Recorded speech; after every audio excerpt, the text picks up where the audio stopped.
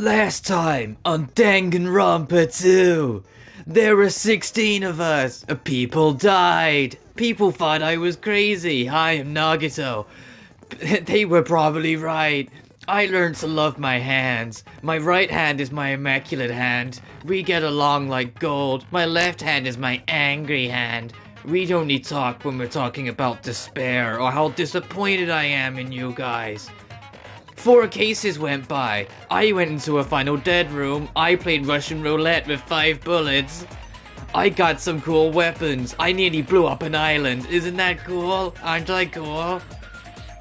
Everyone wanted me dead. Oh, I ended up dead. Oh, what could have happened? I was trying to out the killer among us.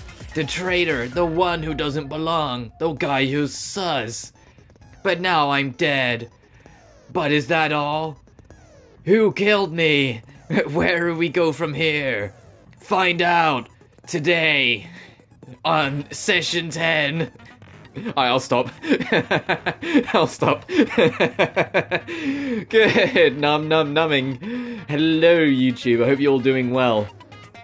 And, yes, we're on the trial of Case 5. We're planning to do all the Case 5's trial and then do the investigation of Case 6. So we've just got the insanity that is the Case 6 and the endgame tomorrow to get it all done. At least that's the plan. Once again, I mentioned this near the end of last week, but I'm working, like my real job, almost every day this week. I've got an extremely busy week, which is part of the reason why also I'm going to be trying to keep the streams a little bit more reasonable in length, including these Dangan streams.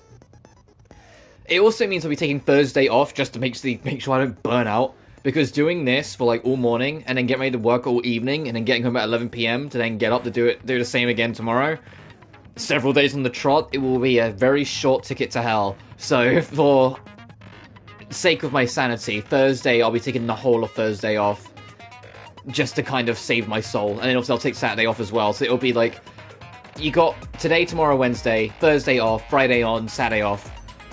We all together on this? We all on the same line? We all capished? Good. As always, remember to like and subscribe, it genuinely really helps this channel grow, and in the description of every single video, you can find my Twitter and Patreon if you feel so inclined. But I'm not going to be doing that much talking. I'm kind of glad that the 2 streams I'm doing to start this week are the Dangan streams, because it means I don't have to do as much talking. It's more reactionary when it's the case, so I like to let the actors of the game talk, and then just solve the mysteries as and when they come. To recap, Nagito got absolutely brutalized. His cause of death was his cause of death isn't given a direct answer, but he's got a lot of injuries, so we have to figure out that. The dude seemingly was tortured the heck out of. The rope that was holding him was burnt. There's a knife in his hand. There's blood on the outside of his left hand, but none on the inside. There was duct tape covering his mouth. There's a spear in his gut. There's a plushie with blood on it. There's a lining of blood on the girder. There's a lineup of like domino Monokuma panels. There's an oil lighter, a weird MP3 player, Sonya's account that she used one of the bombs in a military base in the ancient ruins and found out the bombs were fake. At the time, Monomi was apparently peeking at the whole thing. The Monokuma account knew that the bombs were fake, however, he apparently never revealed that fact to anyone, yeah, because he knew it'd be more fun. The diary of Monomi, that Monomi updated every day, but according to Monokuma, she can't write. The gas and gloves, the piece of blue paper, the special poison, and the file. As always, I'm playing on hard. What skills have I got that I can equip before I dive into this?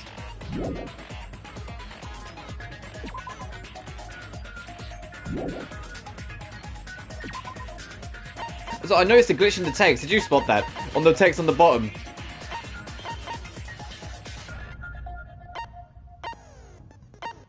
The first gauge recovers at a faster rate, if you're on top of debate, Hangman's Gambit, and PTA.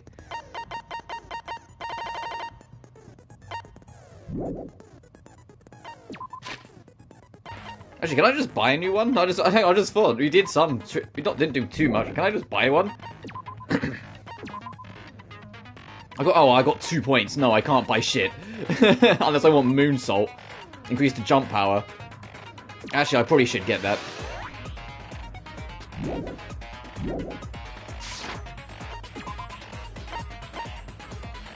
Damn, it's 5 points. I don't think I can afford to... I can get Silver Spoon, I guess. less punishment if I fuck up.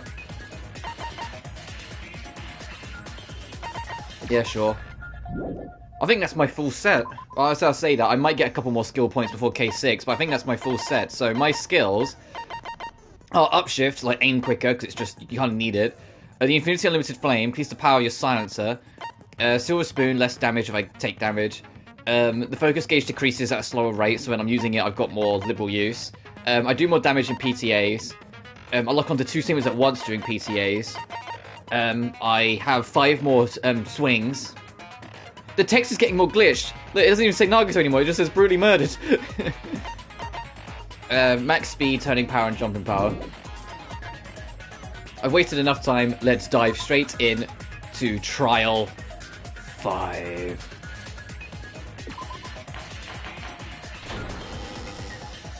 Now then, let's begin with a simple explanation of the class trial. During the class trial, you will present your arguments for who the killer is and vote for who done it. If you vote correctly, then only the blackened will receive punishment. But if you pick the wrong person, I'll punish everyone besides the blackened, and that person will earn the right to leave this island. Oh my, Monami? My cute little sister? You're awfully quiet. What's happened to you? You've ascended the ladder of adulthood and reached the moon? Because you're a rabbit? Chesto!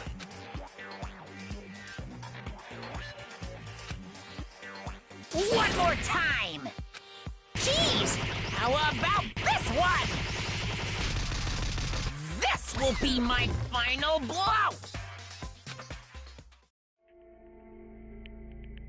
It's useless. Please stop!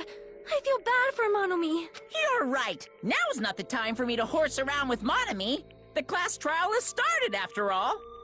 The victim this time is Nagito, who is attempting to reveal the traitor for everyone's sake. Who in the world killed him? I'm so curious. If he was killed for trying to reveal the traitor, that traitor is obviously the killer.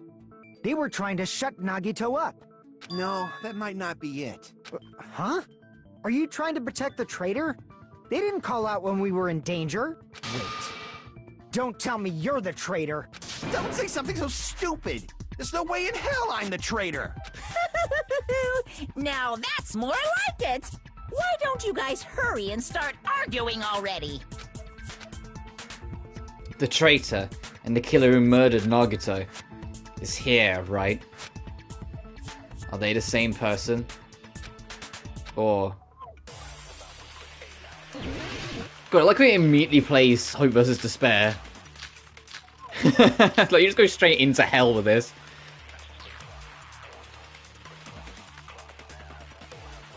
The killer didn't take Nagito's mouth to shut him up. I'm telling you, they were torturing him.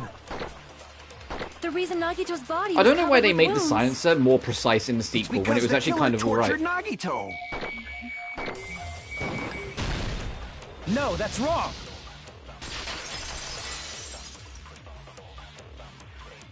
But Nagito's mouth was covered with duct tape, so he wouldn't have been able to confess anything. If he was being tortured for information, they wouldn't have taped his mouth like that. I'm prepared. Oh dear, Soda, you trying to make up for last case? I just realized it. It's a trap. You trying to make up for last case where, you know, you completely embarrassed yourself consistently? Trap? Ugh, this guy. We already know where this is gonna go. Jeez, Hajime. Yeah, hi, one man. Hope you're doing well. Stupid Hajime. You got caught in that trap. Oh, you came at the right time. Is it stupid?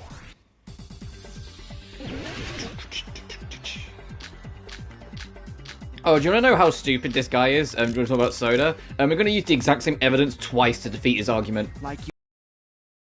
You obviously assume he couldn't talk, right? But that was the trap. They wanted to hide the fact that he got interrogated. But if you tape his mouth shut, how is he supposed to answer anything? Pay attention, this is how it went down. First, the killer tortured Nagito and got information about the bomb's location. No. Then, after they killed him... No, because he's heavy breathing's in the mask, so he was alive whilst the tape was on. Fine, good. No. There's no doubt Nagito's mouth was covered with duct tape before he was beat up. What did you say? As we're going into trying to figure out who killed Nagito. Who cares This about case the gets duct kind of crazy, so if you Might struggle, as well if there's a settle point where you this try to with keep rock, up or paper, don't scissors. understand, I don't mean that patronizingly, but there might be a point where that happens. Feel free to ask and I'll try and explain. It took me a minute to figure it out as it went on my first run. We don't need to play a game. It's clear the duct tape was on his mouth before the torture even began. Why do you always side with Hajime? Do you have a crush on him or something? Are you in elementary school or You something? were with us when I peeled the duct tape off Nagito's mouth, right? I'd love if it was Soda. I'd love if Soda was the villain, but no, he's too stupid to be the villain. The blood on Nagito's face wasn't under the duct tape, remember? The blood on his face came from his arm wounds, which means the duct tape was on his face before his arms were even wounded. And the duct tape had a lot of crinkles around his mouth. He must have been struggling to open his mouth under the duct tape. Perhaps the duct tape was used Hey, so man, he a lot of wouldn't be villains are able to stupid. I swim. mean, yeah, true. Soda, however, I think's a special kind of stupid. I think he's just incapable. I don't think he's a good guy, but he's not a villain. He's not a good person. He's a complete simp that's borderline stalkery, like, all the time. And has no real respect for other people. Pretty OT, great. I mean, yeah, true. That was a fucking Phoenix Wright 3, wasn't it? That's who I'm thinking of, right? That Tigre? Then it's like I said at the beginning. The tape wasn't for torture. It was to keep his mouth shut. Another good example from speaking of Phoenix Wright would be a Red White from the first game. That guy's a colossal goddamn idiot, but he's an extremely powerful colossal idiot. However, if they wanted to seal his mouth, they did not need to hurt him with such ferocity. They probably had a deep grudge against Nagito. Easy. Did they go psycho or something? Everyone would say this. Yeah, how much Nugget? And I was just like, he's like getting pinned down, about to get interrogated, and he's just sitting there going, "Hey, why are we doing this? Hey, do you want to get info out of me? Why don't you talk to my hand?" And they just stab the hand first. Ow, no! Why would you do that? No, they didn't just go crazy. Whoever did this must be one crafty bastard. If not, they wouldn't have taken the time to set fire to the crime scene and destroy all the evidence. The warehouse fire was for destroying evidence? We can't think of any other reason. But who could have done that? When the fire occurred, everyone in this room was gathered in front of the warehouse. Yeah. And right after I opened the warehouse door, the flames started burning from the very back. Which means, it is plausible to think that nobody here set the fire. The killer isn't one of us. But that's not the case, huh? I mean, it's wishful thinking. Oh, I keep saying Soda is the one because I hate Soda, but this time it's for real. You really think it's Soda? Even if it was only a coincidence, the timing was just too perfect. Based on the pattern up until now, we should suspect that some kind of setup was used for this. Some kind of setup? Like what? I do not know that, but that has been the pattern before. That's our Miss Sonia. You have such an amazingly high intellect. Dude, she's not... I can't stress enough, you stand negative chance, Soda. You literally disrespected her first love. You literally, like, insulted Gundam to her face, and she nearly killed you earlier. This is not gonna go anywhere you think it's gonna go, you idiot. Alrighty then. Let's think about this based on what Miss Sonia thinks. Is that okay, Miss Sonia? Damn right it is! The reason for the fire, huh? Yeah, they're right. We need to clear that up first.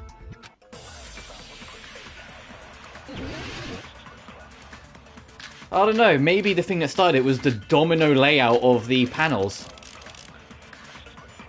The direct cause of the fire was And when we opened the doors, why the door was the stuck. oil lighter found at the crime scene, right? I mean, yeah, the oil lighter did start it, but Killer what set off used the some lighter? kind of setup. He lit the curtain on fire with the lighter. Was it dot dot dot there? Some kind of setup? Did they use the oil as an improvised fuse? They probably just threw the lighter. Based on the shape of that oil lighter, it can stand upright while the flame is lit. If they tipped over the lighter in some way, it could have ignited the curtain. Some way? Maybe they used invisible thread. There should have been a way to tip it over with sound waves. No, shut up, Or Soda. perhaps opening the door caused. Yes, Sonia's spot on. The reason why the door was stuck is because it was the panels were leaning against it. So when the door was forced open, the panels went over like I dominoes. also agree that opening the door is what started the fire. Maybe to ring Soda's an egg each time. Yeah, you have no idea, dude. So if when I'm like in like the zone of like the trials and in the cases and whatnot and trying to remember what piece is piece, I usually don't glance at chat. So that's why sometimes I read your messages late. But I'm actually in like the next piece of the puzzle. Just as I thought, it was the wind pressure. A dust devil blown here from glorious Japan. No, not wind pressure. They probably used the Monokuma panels. A huge number of tipped-over Monokuma panels were found at the crime scene, right? It looked like they were scattered everywhere, but some were laying on top of each other in a single line. Just a single line leading from the warehouse door to the fire's origin. Does that mean anything? Princess Sonia is like your favorite character in this. One man. Every time she's on screen, you're like, ah! Well, I'm the same with Mikan and Gundam. But Gundam, it's Gundam's different. Gundam's important to me. The killer probably arranged those Monokuma panels to create a domino effect. A domino effect. You mean those tiles kids play with by lining them up and tipping them over? In place of those tiles, What was the your first killer clue? used the Maybe when she was Monokuma introduced as a panels. princess and you went, ooh, princess! Like way back in like stream 1. So when we opened the warehouse door, the first panel toppled into the second. And from there, they fell like dominoes until they reached the lighter at the end. But wouldn't it be obvious that those big panels were falling over? That's probably why they turned off the lights in the warehouse, so we wouldn't notice them. So the reason the warehouse was dark was to hide the domino effect. And one more thing. There was something else the killer did to hide the domino effect, right? Did one other thing to hide the effect. Yeah, had really fucking loud music playing. Where is it? I see! It's opposite my thing and I'll down that hill. You That's fair, weren't talking dude. about the MP3 player, right? That hymn blaring throughout the warehouse masked the sound of the falling panels. The inside of the warehouse felt even darker because our eyes were still used to the bright sunlight outside. Within the darkness, a loud hymnal blared throughout the warehouse at full volume. Hey, do you guys hear something? Yeah, it's really damn loud. Does Nagito like listening to this depressing crap? No, I'm not talking about the music. As if on cue it suddenly started. That's it. So the strange sound was actually the sound of the panels falling. But those sounds weren't the only strange thing, right? Looking back on it, it was also strange when we opened the door to the warehouse. It's fine. I'll open it slowly. No, that's not the problem.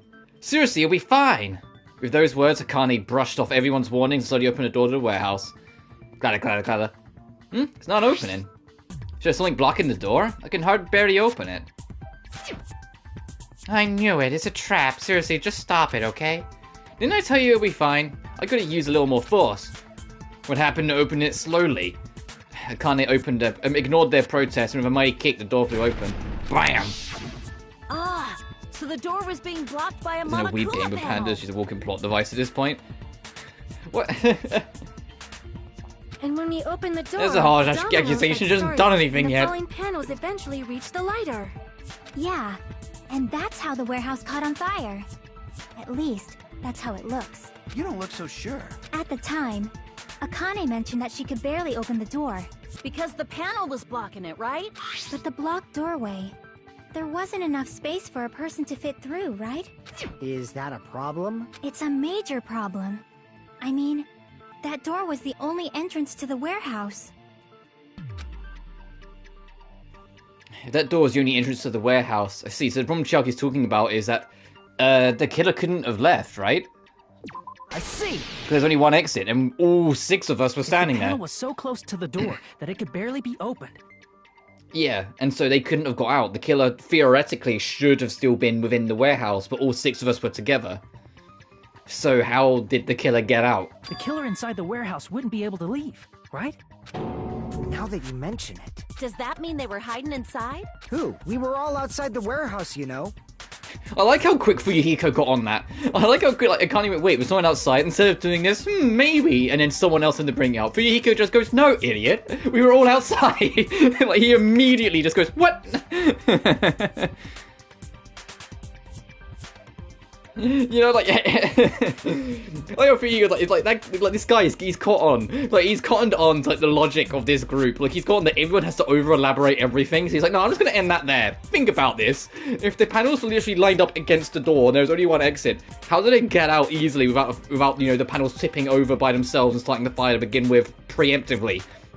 You know.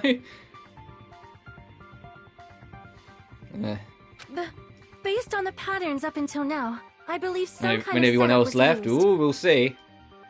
You don't have to think so hard. There's actually only one person who could have possibly done this. Huh? You don't mean... But if that's true, this Merle, do you? Hajime? What do you mean?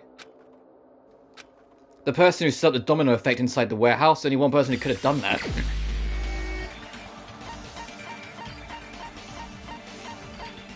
Even beyond the grave, he's fucking with us. This is my answer. What if it was Nagito? Why'd you bring him up? He's the victim, you know. He wasn't just the victim. Maybe. Huh? Not just the victim? What does that mean? He was the victim. And he was the perpetrator, too. Maybe. Yeah, Chiaki's onto something here. What she's trying to say, but she kind of gets her word across poorly because she kind of lacks the confidence in herself in this case for a lot of it. Nagito has been saying all game, if someone wanted to kill him, he would make it an assisted suicide. He's made it very clear all game long, if someone wanted to kill him, he would help them. So some of the things in this case that we need to answer for might not be what the killer did. It might be what Nagito did before everything happened. So even beyond the grave, Nagito will be fucking with us. We need to figure out what's him and what's the killer, and, you know, everything in between. And this case is actually, like, this trial is actually pretty damn long, just as a heads up, so we're going to be figuring this out for a while, because there's a lot of minor details, and there's going to be a lot of points where we think we solved something, and then later in the case we get new evidence and go back on it, and it's a completely different answer. Because Nagito really likes to fuck with you, and even post-death. Nagito to be the single greatest troll of all time, yeah. Are you saying this was a suicide? Don't be stupid. His body was covered in torture wounds. Or did you already forget? Are you saying those were all self-inflicted? But Nagito might do something like that, don't you think? That's not the issue. He was tied up, remember? I like how Fuyuhiko doesn't disclaim it. He's like, yeah, okay, Nagito could have done something like that, but he was tied up. Even for a creep like Nagito, it'd be impossible for him to tie up his own arms and legs. Yeah, you're right. Yeah, as long as you understand. It seems we need to discuss how Nagito was able to tie himself up. Need to discuss? That's not necessary at all. No matter how much you think about it, it's clearly impossible. Like I said, it seems impossible if you think about it, but I feel like I'm overlooking something.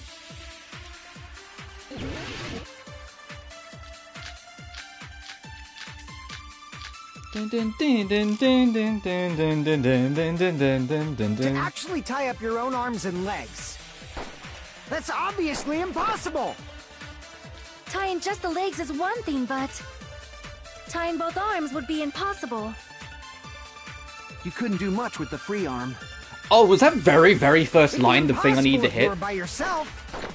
How about if you use your teeth? No, his mouth Or was if you taped. use your front tail? No, he did not use his dick. Dirty joke! Is that a dirty joke?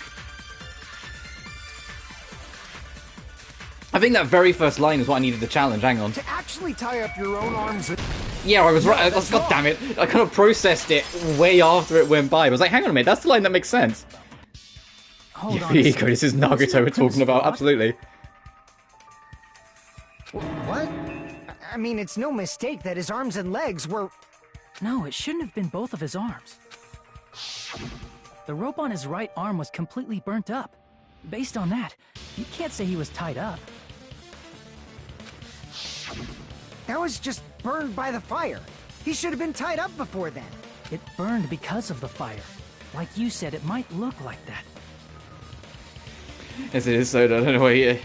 I hate as you pointing it out. I hate as you Soda who points out just to make sure. Yeah, it's because this dude is too simp focused. He notices everything even remotely questionable. But that was part of the trap. There's concrete evidence that proves it.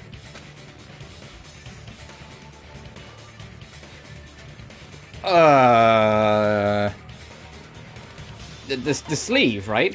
I see. Take a close look at his right sleeve. Even though the rope was burnt up, his sleeve wasn't burned at all. Wouldn't you agree? A burn like this, no matter how you think about it, is unnatural. That rope was burned in advance so it would look like it was burned in the fire. Then Nagito's right arm wasn't tied up, right? He was able to move it freely, right? Yeah, that should be the case. Hajime, that's awesome! I'll let you cop a feel if you want. Fucking score! Oh, you should not give it away for free. Sonia! First.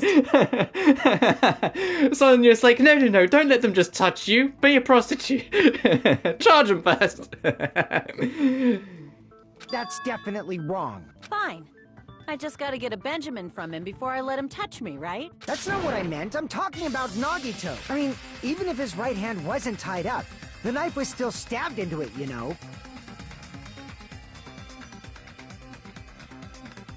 It's impossible to stab a knife into your right hand with your right hand.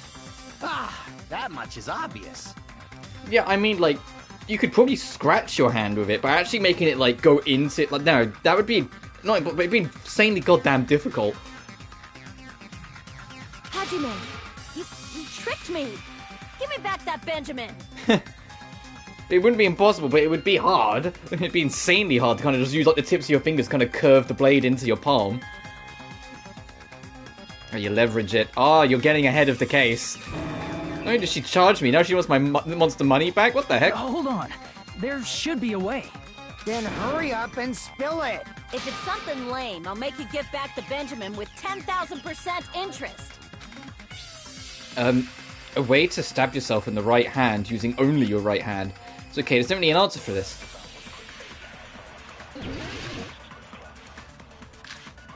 When you're more onto it than you realize. Even if Nagito's right hand was free, how could he stab his right hand with his right hand? If he threw the knife into the air... No, that's a and bit let the bold. knife fall, could he stab his hand that way? Is he a throwing knife expert? Maybe he propped the knife somehow? He did prop the knife. He propped it using the plushie that was got blood on it nearby. The life-size Monokuma plushie. He must have used that to prop the knife. Yeah, the answer is he put the knife in the Monokuma plushie, which is why there's a plushie nearby that had blood on it. He used that to prop the knife so he could stab his hand into it. Makes sense. That's why there was a big hole in the plushie's stomach. He inserted the knife handle into that hole to prop it up. Then he slammed his hand onto it. If that's it, he had to place the plushie near him. And it also explains the mysterious blood on the plushie. So the blood on the plushie came from Nagito after he stabbed the knife into his own right hand. I see. It's alright, one man, about your knife trivia. Trick.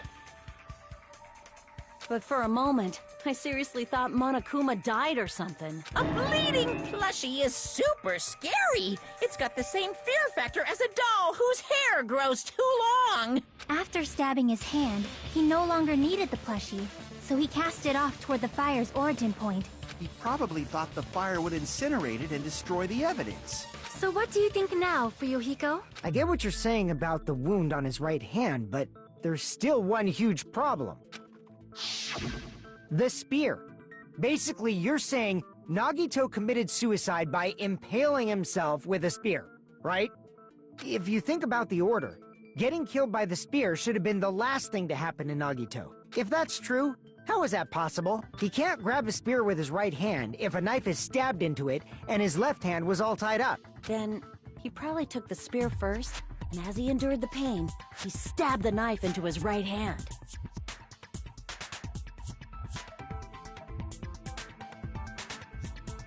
Is that a joke local to Japan? That reference to a doll came out left field for me. Yeah, I don't get that reference. It might be some kind of reference where you know, once again, the Japanese dialogue was kind of just raw translated for a lot of Dangan 1 and 2 and not localized as much.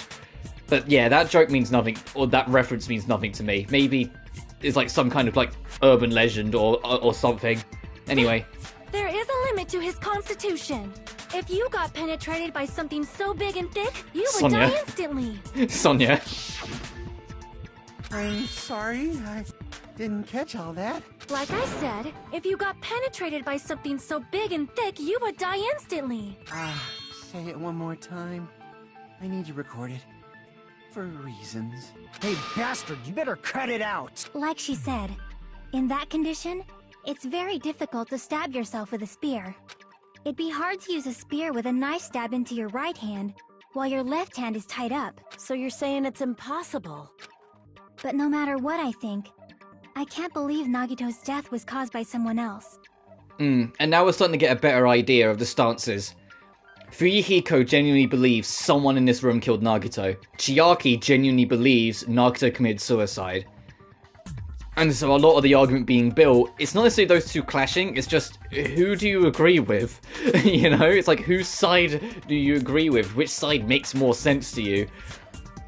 And juggling between those two's, like, perspectives as it goes through it until we start to get our answer. I also agree with that.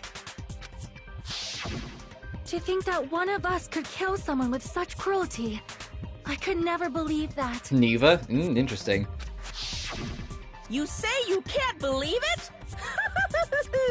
You just don't want to believe it, right? But that's why you keep getting betrayed over and over again, right? Same goes for this time, too. Right. Knowing Nagito, he probably used himself as a sacrifice for someone else. Interesting. You just shut your mouth. It's against the rules to interfere with everyone. Oh, that's the first time Monomi's spoken all trial. If you even think about doing anything, I have a plan of my own. Monomi's sassing me. But it's just as Monokuma said. We've been betrayed over and over again so far. This might also be the same. Calling this a suicide takes too much for granted, and it's too convenient. Then are you saying there is a killer among us, Kazuichi? I'm sorry. Let's carry on. Of course that doesn't include Miss Sonia and me. As Kazuichi said, it's true we've been constantly betrayed. But even if I'm betrayed again, I still want to believe in everyone. No matter how many times I may be betrayed, I still want to believe in everyone. I also want to believe that there's no killer, but suicide is unimaginable. Do you really think so? But you said it too. It'd be impossible for him to stab himself with a spear in his condition. I did say difficult, but I never said impossible. Huh? I feel that there's... Take a shot, there's a Hajime Har again. I'm so glad we're not doing case 6 today, because that 90% of that case is Hajime going, huh? What kind of way? I don't know. You don't know. It's impossible to figure out by myself. So let's think about it together. That's how. We made it this far up till now. Everyone working together. She's right. We've made it through several ordeals up till now by doing that. Then even now... Let's do this. I don't know why I read that when I knew Hajime was going to voice it, but I was in the zone.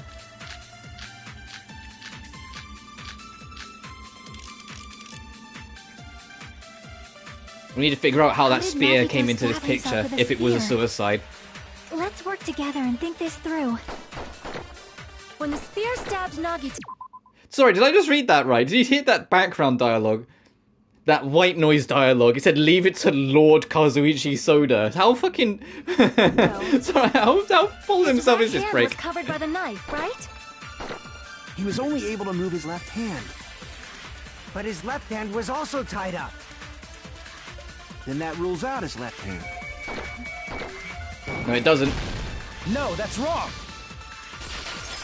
There was no blood on the inside of Nagito's hand, as if he was holding something. Hold on. It's still too early to dismiss the possibility that he used his left hand.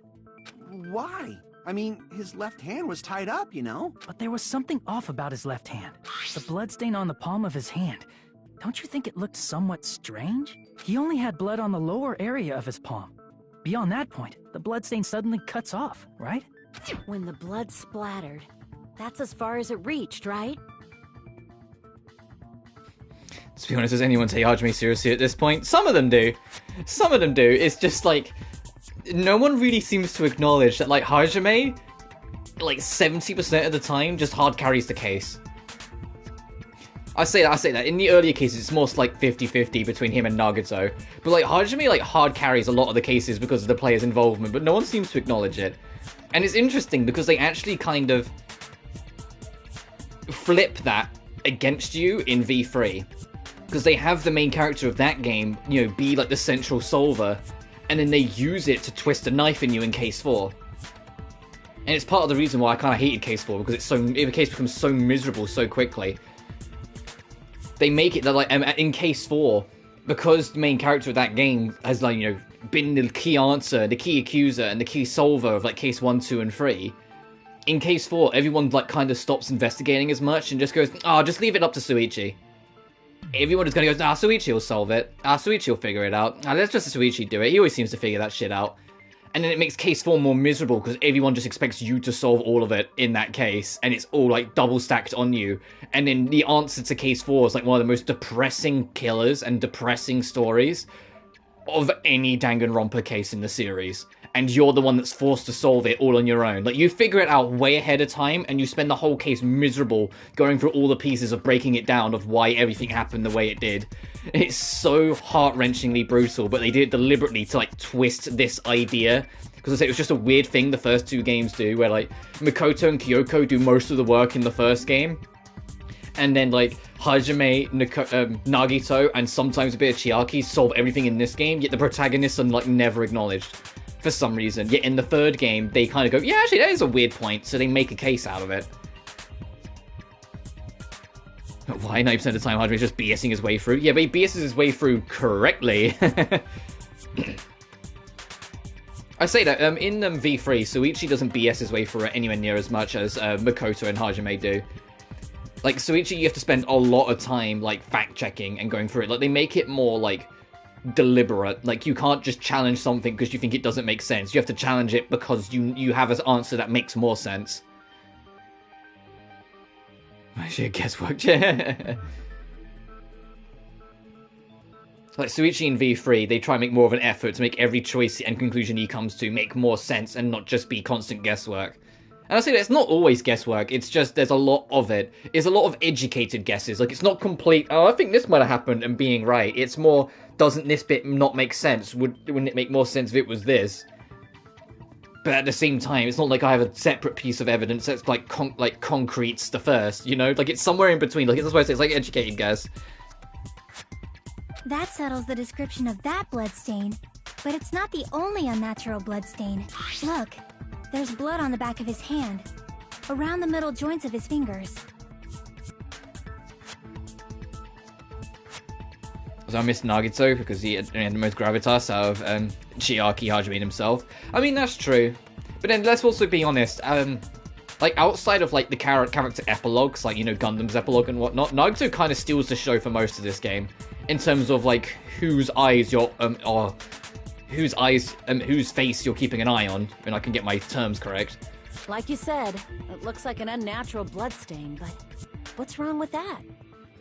We might need to think and use our imaginations for a bit. But the thing is, what kind of puts it more on display a bit more, and it's the same in every game, it's the fact that obviously as the game goes on,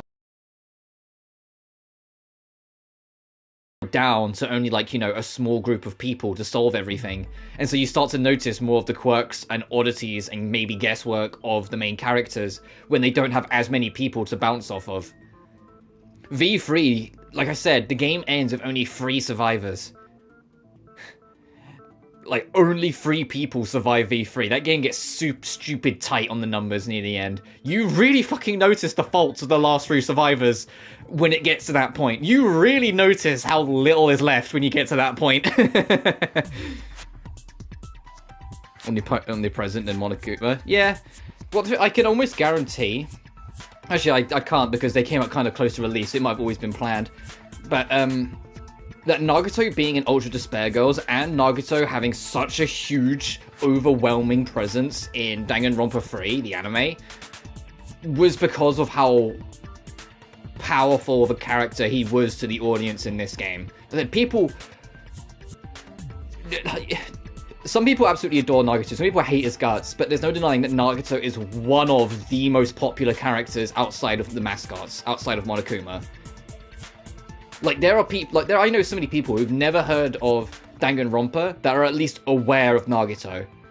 He's, like, that popular, you know? So it's like, I think that probably... Like, so I think there's a good reason why, listen, he's in Ultra Despair Girls, and in fact, I think he's great in Ultra Despair Girls as well, because you go into UDG knowing he's a psycho, so they get to, like, twist your expectations a little bit in UDG, and, like, make you think, oh, this is Nagito, he's gonna do this, and then he does something else, but it still makes sense to Nagito, like, it still makes sense, and you think of the character, you go, oh yeah, right, yeah, he could kind of do that. And then in Dangan 3, because it's based, you know, like, the Despair arc's based before Dangan 2, you get to see all of the cast, you know, before the events of the game. And so you get to see, like, early Nagito, before he had his memory wipes, just how insane he was. And some of the bullshit he did. And to be fair, I won't go into details because it's spoilers, we're not done learning about Nagito, even in this case. Nagito is so prolific to the story of this game, he's gonna come up in case 6. So just keep that in mind. I remember by name and image, yes, fair. If there's blood on his palm, and the back it's also part of the reason why I really want a remaster of UDG. As the blood splattered? That one that gets rid of the recording block, because the fact that almost all of UDG, outside of just the prologue, is recording blocks is a crime. Because that game is so good. Chapter 3 is like... I know, like, Chapter 3s and Danganronpas, like, get along about as well as bread and water, but Case 3 in the UDG is so fucking weird. But everything else is wonderful. I generally have a huge soft spot for UDG, and I think it's really underrated compared to the rest of the series. It just didn't do as well as the other games because it's a spin-off. The real main protagonist of this game. I guess if you really wanted to. I'd argue not. I'd say he's more of a central grey character of the franchise. I say that, next to Monokuma and Makoto, he's, like, one of the most consistent characters in terms of, like, how many things he shows up in. Like, Monokuma's in everything, obviously, but Makoto is in a hell of a lot of Danganronpa, like, the protagonist of the first game. But Nagito, after that, like I said, he's in this, he's in the anime, he's in the spin-off, he's in the Summer Beach Party.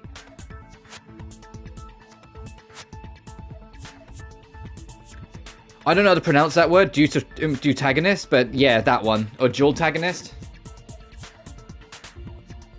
But yeah, he's like a central grey, because he's not a complete villain. Like, you know, like Junko, like Monokuma and all that stuff. But he's not helping anyone. He just believes in hope, and if that hope happens to side with a bad person, he will side with it anyway if he believes it's a truer hope. But if it happens to be for a good person, he'll side with them. Deutagonist. Okay, yeah, so I was kind of close. Or dontagonist. Deutagonist. I don't know where the N came from. If I'm already, like, slipping on my words and already slightly tired now, this week of work's gonna kill me. That's why I'm taking Thursday off. What was Nagito's left hand doing when the blood splattered? Gripping. I see! When the blood splattered, he was probably gripping with his left hand.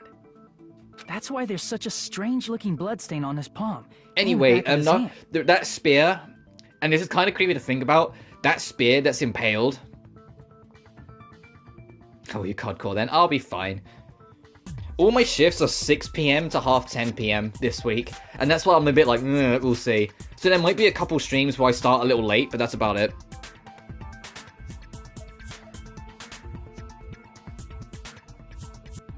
Mixing my middle portion. Oh, okay.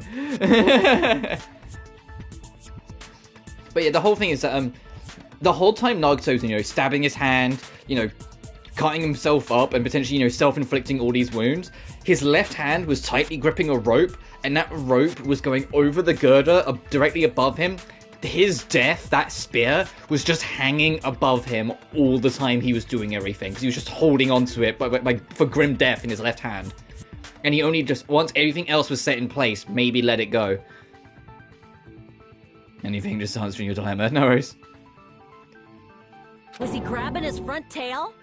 The only day I'm not working this week is Thursday, which is why I'm also taking Thursday off streaming, so I have the entire day to kind of recoup. Perish the thought! He was obviously grabbing the spear! Now that you mention it, compared to the rest of his body... Yeah, Akane's really on this whole, like, he was grabbing his dick. He probably made his wounds mild on purpose, so he could keep his strength while he gripped the spear. I get what Jaki's saying, but I want to say, if that's true, why did Nagito tear the shreds of his left arm, the one that's holding the spear, before stabbing his hand? Wouldn't it make more sense?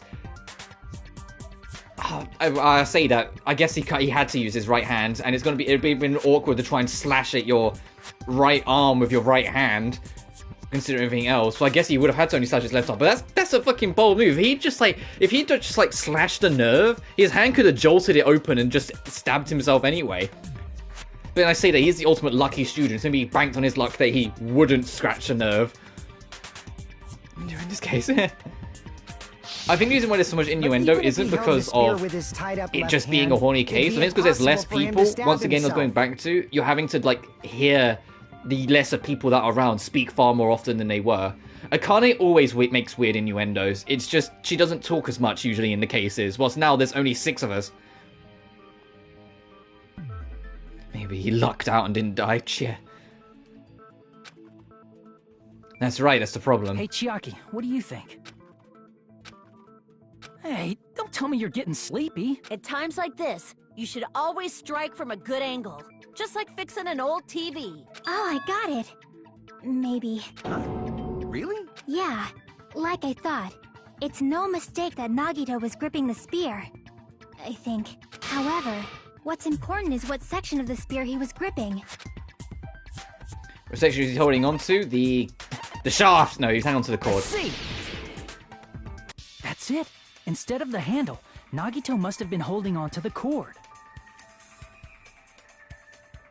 For having really good luck. Yeah, that's exactly true. So I didn't get into his report card, but in one of the events in his report card, he talks about how, he got, a winning lottery ticket the same day his parents died. In, a car crash. Or, how he got into Hope's Peak Academy, that, the centerpiece of all his hope, the same day he was, diagnosed with a condition. He always has, really good things happen to him immediately after bad things. There was a metal weight at the tip of the cord, but there were bloodstains on that part, too. Plus, the joint between the weight and the cord had a bloodstain shaped like it was cut off by something. Isn't the size of that cut-off section about the same size as a That's human just a fist? fun story. Uh-oh. I'm worried about that story when you say you can compare it to Nagito, and then immediately go, oh, so I got a story. I'm like, uh-oh. I was like, oh, what Nagito-esque story? And then, the blood that was supposed to end up here ended up getting on Nagito's left hand. But why is it so important to know which part of the spear he was gripping?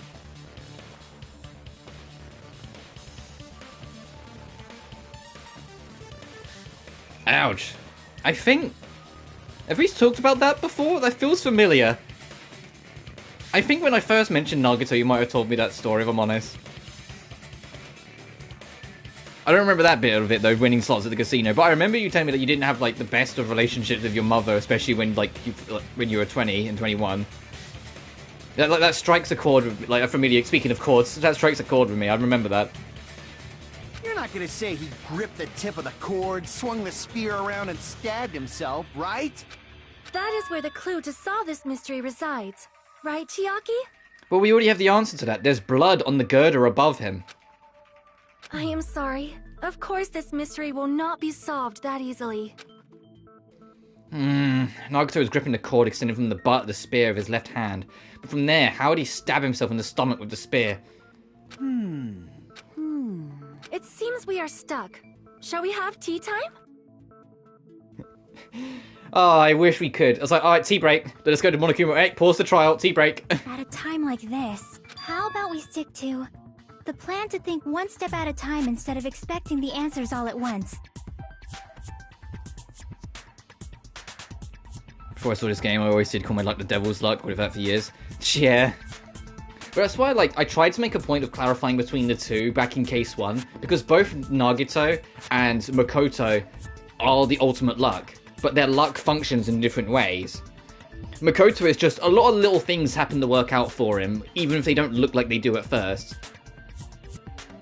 Like, there's a scene in V3 where it's a good example at it, where, like, I think it's, like, before the events of, like, Danganronpa, Junko, like, sort of testing Makoto's luck properly, like drunk a soda can and then just launched it across the hall directly at Makoto, and just before it hit him, he tripped over his laces, so it missed. Like, I remember that scene from the anime, where it's like, so there's like these little things. It says it's like Makoto's like small, like spur of the moment luck. Well, so whilst Nagito is far more extreme, it's genuinely horrible things will happen to him that immediately are then followed by a genuinely really good thing. It's more like a karma balance now I think about it. Like tea breaks where it's for Sonya, the peppermint for me. Well, considering, this is what tips me off, because keep in mind, when I first went through Danganronpa 2, like my blind playthrough, I finished it off, and what did I, within the month, start my blind playthrough of? Oh, Fairy Fencer F, where the same actress voices Tiara, and so we went from Sonya wanting to do tea, to meeting Tiara drinking tea, and I was like, this is the same fucking person. That's a long plan name. One step at a time. What does that mean? Let's focus on the spear first. Namely, where it was, and how it was positioned just before it impaled Nagito.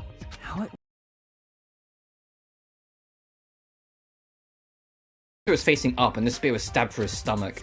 So if it's just before that... Not the good to Naegi of the verse. I wish I was, but my luck tends to be more negative than positive. And that's not saying, like... That's not me being a Debbie Downer. I'm like, oh, I have terrible luck. No, I think I do alright. It's just like... When it's like the spur of the moment luck, that's when I have bad luck. Like if I'm playing Mario Party and I need to roll a 2 to get the star, I'm rolling a fucking 1. Yeah, you know? If I need at least a 2 to get the star in Mario Party, I'm rolling a fucking 1. If it's like the game of life and it's like roll a 2 or a 4 and I can get a kid, I will roll a fucking 3. You know, it's things like that. I'm that kind of person. Like, it's just the spur of the moment unluck. Like, in general, I do alright, but just like the little moments, if something can just kind of catch me and screw me over just slightly, it tends to. So I'm kind of like Makoto's shadow, I guess. State of the spear, and the fact that Nagito was holding up the... I have to fight myself slightly, because in the back of my head, I know that Makoto Naegi and Nagito Koimeda is the exact same letters for each other's names, just rearranged. Like, if you could take apart the entirety of Makoto Naegi and put it back together to make Nagito Koimeda.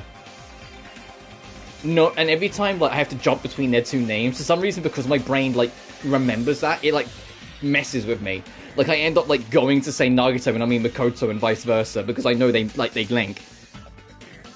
Makoto Maegi. Yeah, I'm actually the discount version from SVS. If I put those together and think about it, I should be able to figure that out. Where the flesh spear was and the state it was in before it stabbed Nagito. Oh, a logic dive. Well, he's holding the spear above himself. He used the girder. So what else do we need? Yeah, I've got jumping power, so we jump way higher now.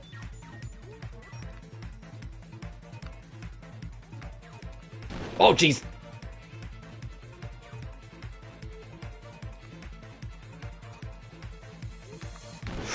Oh, I called out. I doubt. I felt like I could squeeze through.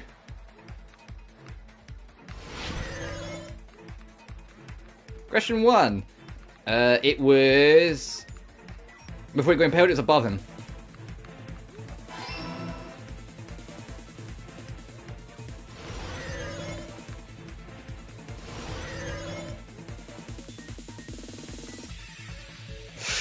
Damn it! I'm gonna die just hitting every obstacle. I used to be better at this. I'm sure back in Dangan 2 I like only got hit like once or twice when I first went through it. He used the ceiling girder. Speaking of bad luck before good luck, stomach trouble. Oh, no worries, dude. You stay safe. Oh Jesus! Ah! Maybe I should let go of the accelerator. Nah, I ain't a bitch. I'm gonna keep holding on.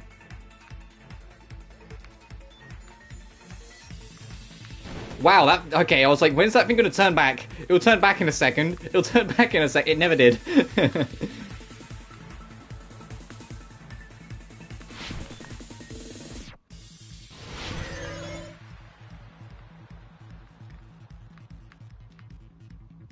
What item connected to...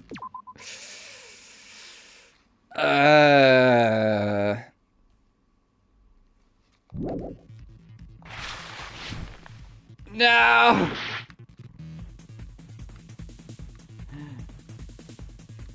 Like, I realized what it was when I was in an awkward position to get to it. Alright, I did terribly at that, but we got there. It's all coming together. I kind of don't want to see how much health I lost from that, but I know I lost a fair bit.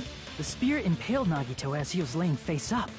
It must have been perpendicular to him just before that. Perpendicular? In the middle of the air? If Nagito did that all by himself, did he have some sort of ESP? That'd be awesome, but he probably used the ceiling girder directly above him. Nagito probably slung the cord over the ceiling girder, and using that as a support, he hoisted the spear directly above him. And if Nagito let go of the cord, the spear would have fallen and impaled him while he was laying face up. I noticed a slight red streak on the ceiling girder. It probably got smeared there during the setup. The blood on the cord probably rubbed off on the ceiling girder as the spear was falling. So, how about it? Using this method, Nagito could have impaled himself with the spear. Are you serious? He really committed suicide? Like that? He probably chose that spear so he could commit suicide like that. If someone else did this, there's no reason they'd go to all this trouble just to kill someone with a spear. I agree. When I was investigating this case, I kept thinking over and over how strange it was. Why did the killer use the knife and the spear so differently? So you're saying he needed to use that spear to pull off his trick? Then, this is for real? He really committed suicide? Every single wound on his body. That was all him? That's a haunting thing for Yuko to say when it puts the whole picture on screen. Oh my goodness. You sit there and you go like all the fire stabs, all like the laceration on his arm, the spear, the hand, all the tie-ups, everything. Not just that, he did all that while he was gripping the spear? That spear should not have stabbed Nagito until the very end. Which means Nagito wounded himself while he was gripping that spear, right? He's like, just my immaculate hands. You can do all the work. Did he put the duct tape on his mouth too? He probably covered his own mouth so we wouldn't hear him screaming in pain. Did he need to go that far? That's beyond crazy. Why would he do that to himself? He was probably trying to get us to make a mistake. By committing a suicide that looked like a murder, he was trying to steer us toward the wrong answer. His goal was to get us all executed. And that's why he stabbed himself over and over again? Did he want us to die that bad? That's messed up. That's seriously so messed up. Yeah, that's our Nagito. That's our Nagito. Jeez, now I'm starting to feel a little sympathetic towards him. How stupid of me. Completely underestimated his capacity of malice. A mind-boggling malice that threatens us even after he's died. That's the form his malice took. I'd forgotten all about it till now. If he was here now, he'd probably be sneering at me. However, there is one thing I still do not understand. He said he would reveal the traitor, right? Whatever became of that? He was probably planning to kill the traitor along with the rest of us. So why did he not just do that in the first place? If he had no qualms with killing everyone, he did not have to cause a bomb scare to reveal the traitor. I bet the bomb scare was part of the strategy behind this trick. He made us split up and search for a bomb so none of us would have an alibi. He created a scenario where any of us could have killed him. He tried to make us doubt each other. And tried to hide the truth behind his suicide. Did he cause a bomb scare for that reason alone? He's a fucking bastard who killed himself for his delusions of grandeur. It's not that unthinkable. You are right, I suppose. Yeah, it appears we've come to a conclusion. Bastard Nagito committed suicide. It was all done by him so he'd be executed. That should be okay, right? Right? What? You're not satisfied yet? No, I agree that Nagito killed himself, but I feel like there's something that doesn't make sense. It's probably just my imagination. What? I mean, I sort of understand what she's talking about. I don't think it's a mistake to assume Nagito committed suicide, but why do I feel so uneasy about it? Is it because we don't know who the traitor is, So or...? what are you gonna do? Is it okay to proceed with the voting time? What do you think, Akane? Well, there's no doubt Nagito's death was a suicide.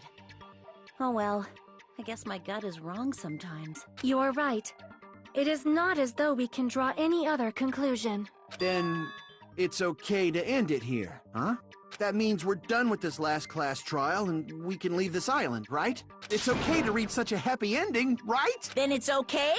It's okay to say, you've decided on the killer? Understood. Then voting time. No, hold on a sec. Hold on. Why? Sorry, just a little more. I want you guys to wait just a little more. I can't help but feel like there's still something we overlooked. Like who the traitor is? But the issue here is who killed Nagito, right? Even if we identify the traitor, the conclusion won't change. That's true, but... The mystery isn't just about who the traitor is. No matter how you look at it, Take another shot? Nagito's death is a suicide. But I'm a little worried, you know? I'm worried about starting the voting time while there's still a mystery. Hey, what do you mean it's not about who the traitor is? What kind of mystery is left? There's just one thing that doesn't make sense, and it relates to Nagito's death. Plus, it's something even Nagito couldn't influence. He couldn't even tamper with the evidence for it. Something related to Nagito's death, and it was something that even he couldn't have messed You're with. gonna keep going? Here I thought we were finally Yeah, finished. the Monokuma file didn't specify his cause of death. Why? Something related to Nagito's death, piece of evidence that even he couldn't mess with. The file. I see! Is it about the Monokuma file? Yeah, that's it. Huh? There was something suspicious in the Monokuma file?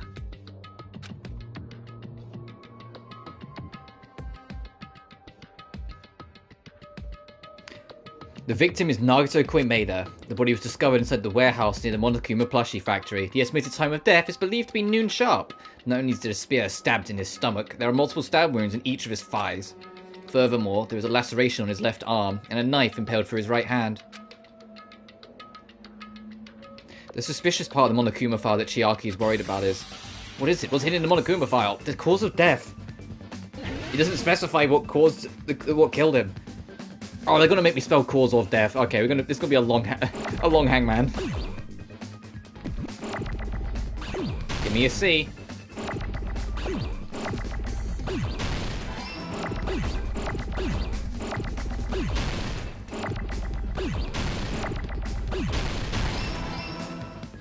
Fuck.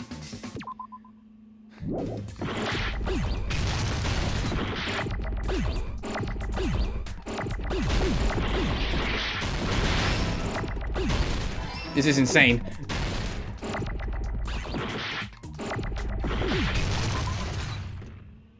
There's too much. There's too much going on. What the fuck?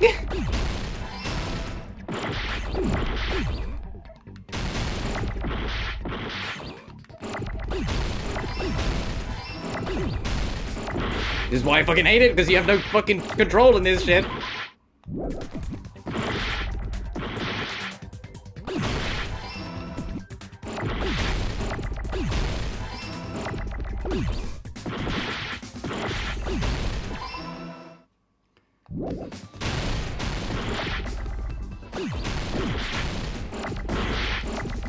Get me the fuck out of here. Get me the fuck out of that. That Hangman Gambit was awful. What the hell? Even with the fast aim, there's no way you could keep up with that. In this particular case's Monokuma file, there's no specific cause of death. Like, it genuinely, the Hangman's Gambit in the first game is so pointless you wonder why it's there.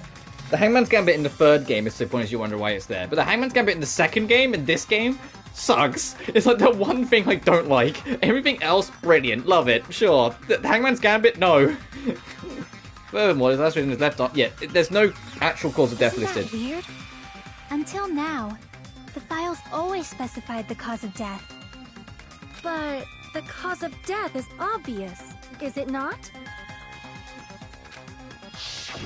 The spear in Nagito's stomach. It is obvious just by looking at it that it was the cause of death.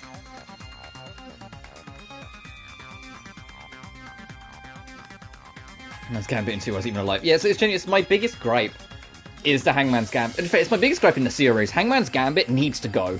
Or it needs to be completely, like, incorporated into a different minigame.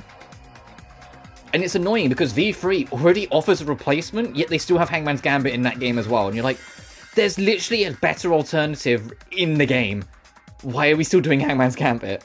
Because in V3, they expand Logic Dive's idea, but instead of making it, you know, the skateboard down the halfpipe, you're a taxi going down a long road with lots of twists and turns. As you drive the taxi down, you have to pick up pieces of the question before you can answer it. Just do that. But instead of the question, you pick up the letters as you go along.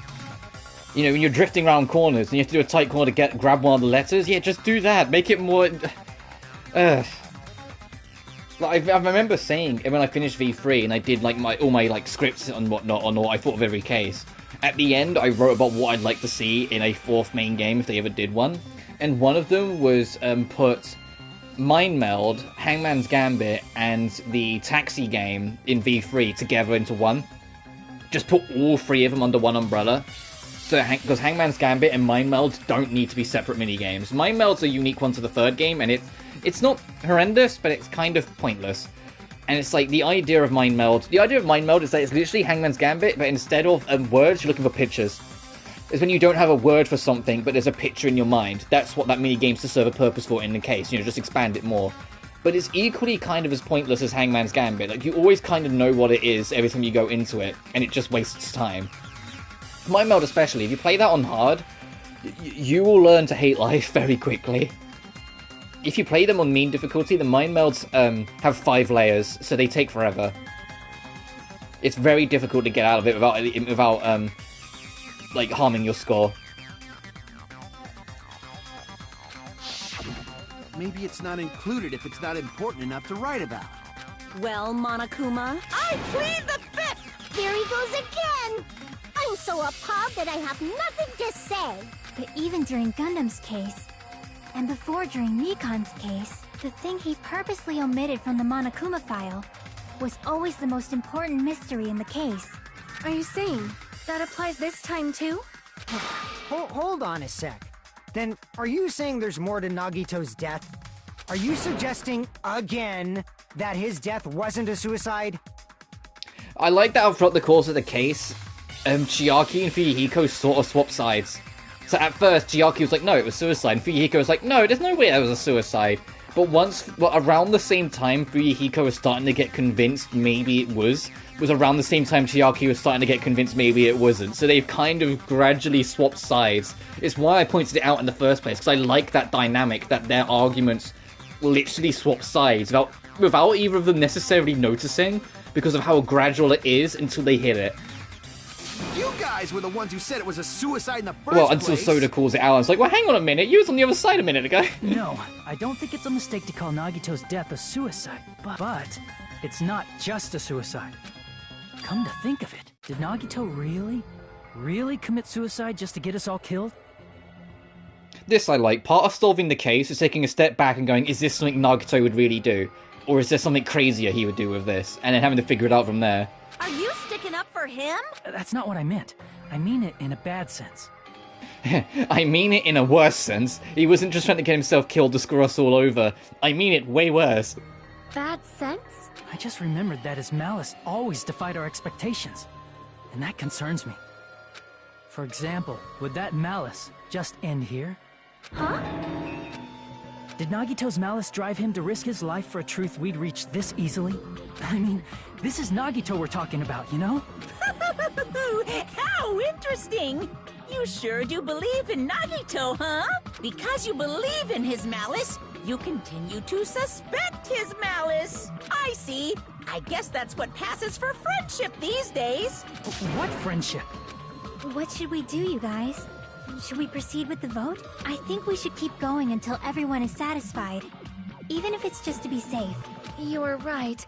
We only get one chance to vote after all. Just to be safe, huh? Guess I have no choice. If that's the case, I'll do my best to go along with it. This is friggin' annoying, but if you guys say you're doing it, there's no way I'm gonna back out. Hey, Monokuma! You heard us. The voting's gonna have to wait! We've come this far. Let's work hard till the very end. If we work together, everything should be all right. That's what I believe. Oh, splendid. You guys are so splendid right now. That's right. If all your hopes are united, no despair can shake you. If all your hopes are united, no despair can shake you, huh? Now that I think about it, Nagito said the same thing. The absolute hope that can overcome any despair. He said he was yearning for that. Then the situation we're in might be the thing that Nagito wanted all along. No, never mind. I'm probably overthinking. Alright, end of part 1. We've established cause of death, now we need to establish... No. Well, more of it.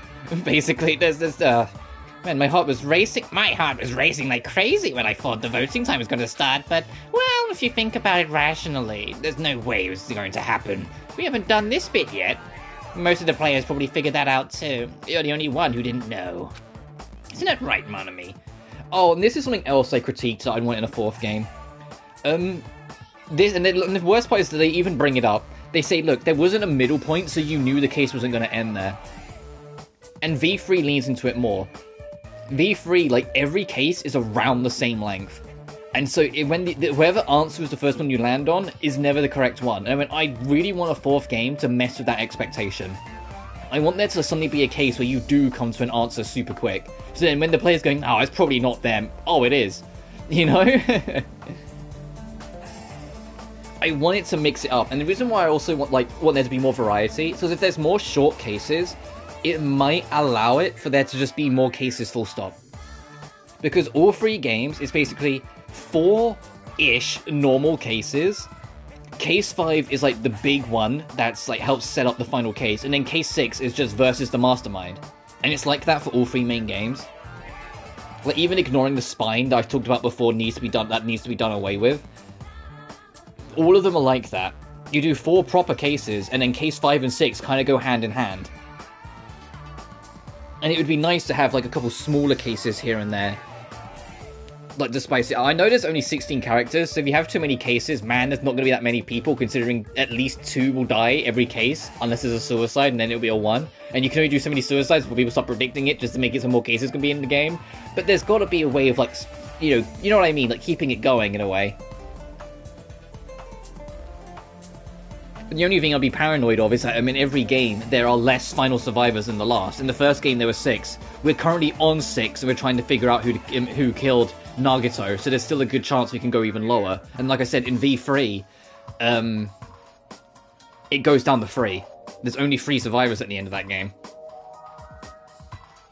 And having just those 3 juggle a conversation for ages at the end of case 6, you get tired of those same 3 voices. As much as one of those 3 characters is on the list, the short list of V3 characters I like, it doesn't change the fact that, there's only 3 of them in that case, trying to solve everything versus the mastermind's bullshit. Hey, how much longer are you planning to sulk? Let's get along like we always do. Alright, you passed. Friendship is measured by how long you can stand in silence while you're alone with someone. So, Monami and I are the bestest of best friends. Don't say such stupid things. I hate you so much right now. Enough! Why do I have to be hated that much? Besides the fact that you snap at me like that, I don't trust you at all, not even a teensy tiny 1mm bit. How sad. Distrusting your friend is much more shameful than being betrayed by that friend, you know. We aren't even friends in the first place. Then it's your older brother, let me just say this. You're not even my brother. Such sad to live a life without friendship, that even sadder than watching a high school rom-com full of guys. Well, there may be some demands for that. Well, I fell for it. I totally took the man bait.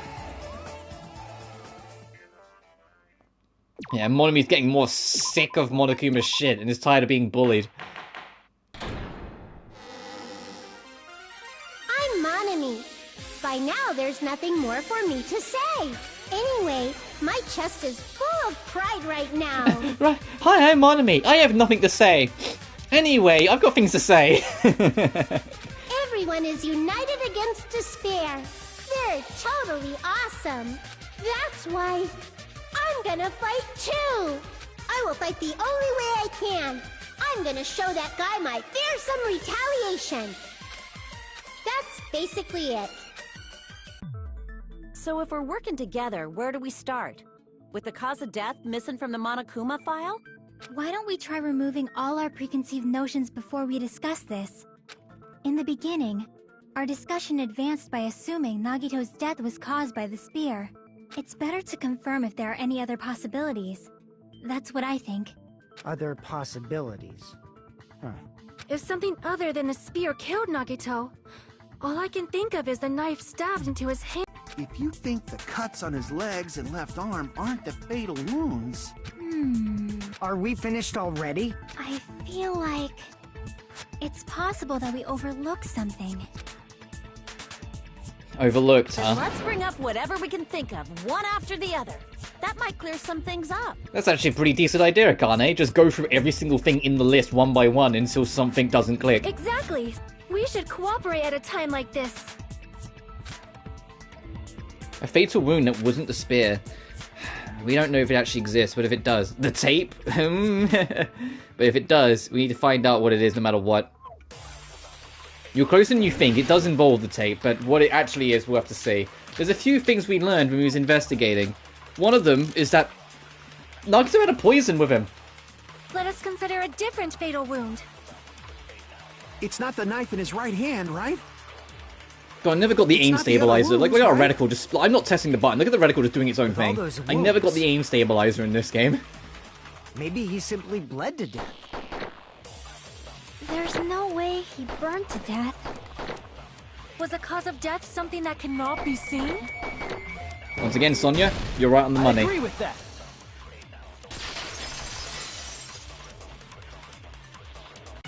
That's it. I totally forgot about that possibility.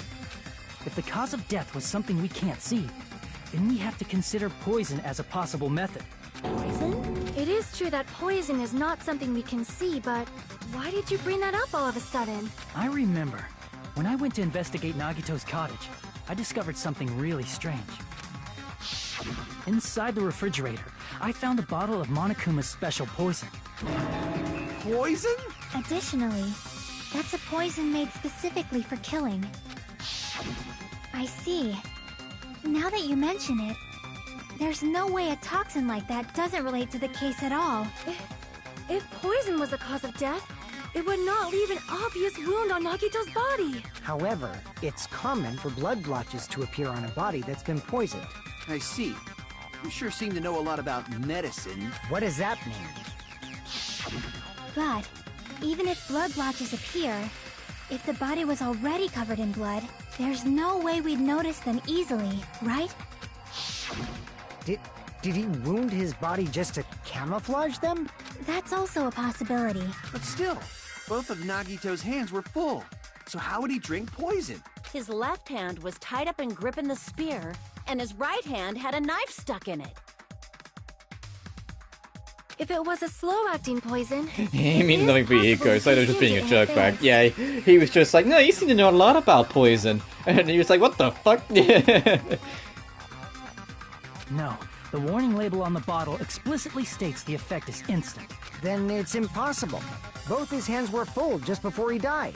And this is when the hardtail appears. You're totally overvaluing that tail. His mouth was covered with duct tape, you know. If he wanted to drink poison, how'd he get it past his lips? If there's no way he could have drank the poison, it might be impossible. Just kidding. It's not like we're out of possibilities yet. Chiaki, she's getting cheeky with it now.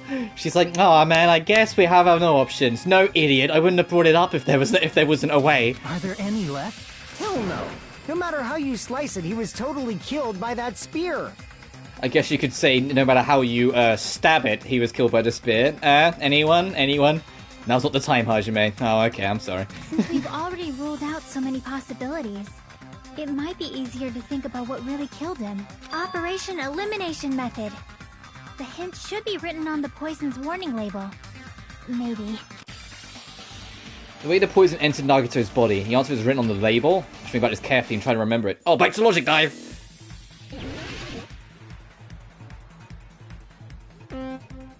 If he couldn't drink it, what was one of the important things that we learned about it that I said you need to pay attention to?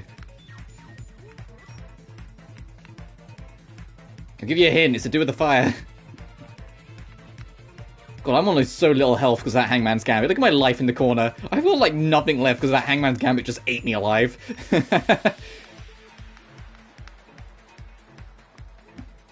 Question 1. It was a gas when it entered his body. Pretty huffed it, yeah.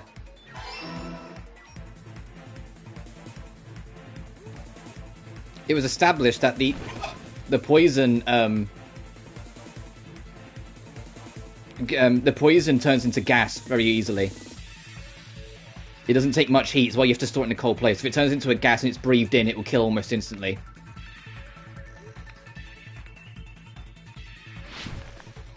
Oh, I'm a gamer, I can make these jumps. Oh, I'm a gamer, I can do it again. Oh, fucking free for free, let's go! Through his wounds? Oh god, through his wounds would have been an interesting way of doing it, but no, he breathed it in. Can you imagine, like, cutting your wounds open that much? And then having the poison seep into your body through your wounds? That would have been sick. That would have been a sick way to go Nagito, but no, he breathed it in. It's all coming together.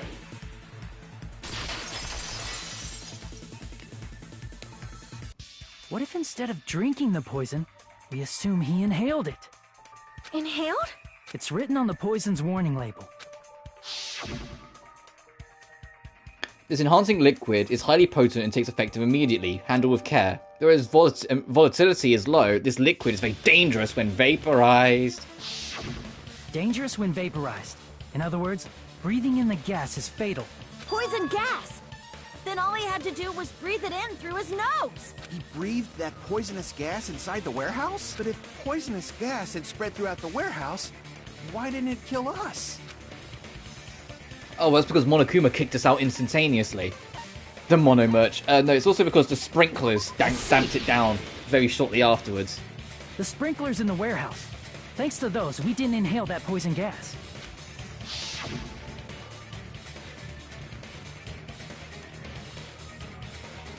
The poison gas disappeared because of the sprinklers? It wasn't the fire? Well, this was also written on the poison's warning label. In a gaseous state is heavier than air. It breaks down in minutes and is susceptible to hydrolysis. It is possible for you to poison someone to death without any complications. Of course! Hydrolysis! The chemical bonds that form the poison were broken down by the water from the sprinklers! Yeah, one man, you're getting there. You're on it. Also, the poison is apparently denser than air, so it probably didn't affect us because we were standing. Yeah, if the poison's denser than air, it would have been quite close to the ground in total. And Nagito was flat on the ground. But Nagito was laying down, so he must have breathed in a whole bunch of it, huh? If it meets the requirements that well, maybe it's not just a possibility anymore. Yeah, the true cause of Nagito's death was poisoning. The wounds on his body, the spear in his stomach, it was all to keep us from learning the truth. So what? Huh? We figured out that Nagito died from poison, but so what? In the end, it doesn't change the fact that he committed suicide, right? Then enough already! Nagito inhaled the poison he prepared and died. Yeah, that still sounds like a suicide. Well, with this, we have a clearer picture. We've also determined the true cause of death. All right. All the mysteries should be solved now. We should get on with the voting time, right? Well, but... What? There's still more? I mean, not all the mysteries have been solved yet. In the end, Nagito's motive is still unclear. Did he commit suicide just so he could kill every last one of us? Was that really his motive? Is that really okay? Hey, what happened? There's no reason to wonder about that stuff anymore, you know. Nagito's motive. Nagito's malice. This is really okay. Can we finish this here? No, that can't be. There might have been an accomplice. Huh? Chiaki, what did you just say? If Nagito committed suicide by inhaling poison that he brought, then why wasn't there anything that looked like poison at the crime scene? Anything that looked like poison? If Nagito brought poison to the warehouse, it's strange that we couldn't find it there. Went into the warehouse. The thing that would have been left behind, the container. I see. Are you talking about the container the poison was kept in? Yeah. If Nagito brought it, it's strange we couldn't find that container anywhere, right? He can't carry around poison without putting it in a container? Yeah, that was written on the warning label. Everything was written on the warning label. Keep this liquid secure by storing it in a cool place in a glass or plastic container away from sunlight. Why was she that shocked? Because Sonia genuinely wants to believe in everyone. She wants to believe that no one else would have been such a terrible, or involved in such a terrible act. Sonia desperately wants to believe in everyone and continue on, especially after all the shit that happened in the previous case with Gundam. She wants to believe in people. So it does still hurt her, and shit does still shock her when it doesn't turn out that way. Shocked is a bit much, The container probably melted in the fire. It's probably plastic or glass, right? There's no way it'd completely incinerate. Even the plastic fragments of the fire grenades we used to put out the fire didn't completely burn up, you know? Then, does that mean someone got rid of the container? So that's why you mentioned an accomplice. That is impossible. I mean, an accomplice? It is just too... Does that really matter all that much? I mean, even if he had an accomplice, it doesn't change the fact that Nagito still committed suicide. You're right. Someone might have accidentally took it away from the crime scene. Ah, you're right. You're totally right. That's right. Isn't it okay? Oh, to whoops! close That this was my case my yet? fault. Press X too I'm soon. not in the mood for unexpected twists. I don't want to hurt anyone. I don't want to get hurt anymore, but hurting someone else. Everyone's tired of doubting everyone else. I also feel that way. That's why I just want to rule this as Nagito's suicide. But if I do that, nobody here has to get hurt. But That's no good. Huh? I feel like Nagito is seeing through us. By calling this Nagito's suicide, we're trying to take the easy way out so we don't hurt anyone else. But if Nagito was here right now, he'd probably be sneering at us. He'd probably say something like, "So that's the extent of your hopes." So Nagito's ghost is whispering to you, huh? The power of friendship bursts beyond death, huh? A fiery outcome like this is right out of a teen manga. Still, that's pretty messed up. Shut up! You just be quiet. I get what you're saying, but in the end, the reason he died is still the same as before, right? Even if we solve this mystery, the conclusion won't change at all. I mean, it'd be a suicide regardless, right? Even if there really was an accomplice, is there any reason we should take the time to figure out who it is? Like Fuyuhiko said earlier, it is possible that somebody accidentally removed the poison from the crime scene. But I just can't imagine ending this by turning our backs on the truth. It's fine, okay? There are some things we're better off not knowing. And we probably just didn't notice it. Like maybe the container was hiding with the fire grenade fragments. What is this feeling just now? Even though it was brief, it's like a strong flash of light running through the back of my head. Maybe what Akane said just now might be a new clue. From there, I might be able to reach the answer. The way Nagito brought the poison, which means the thing he used as a container was... Oh no, don't put me back! Don't put me back in! No, coach, not this one! No, we gotta spell fire grenade. Coach, I've got like no health, come on.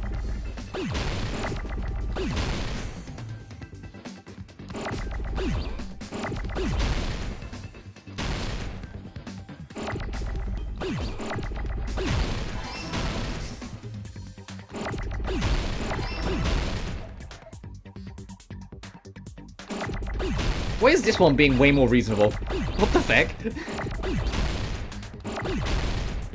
Give me an E.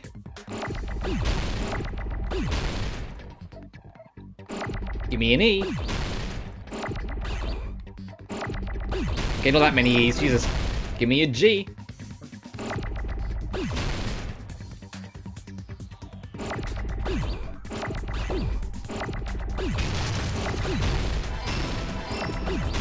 Greh, give me an E. Give me an N.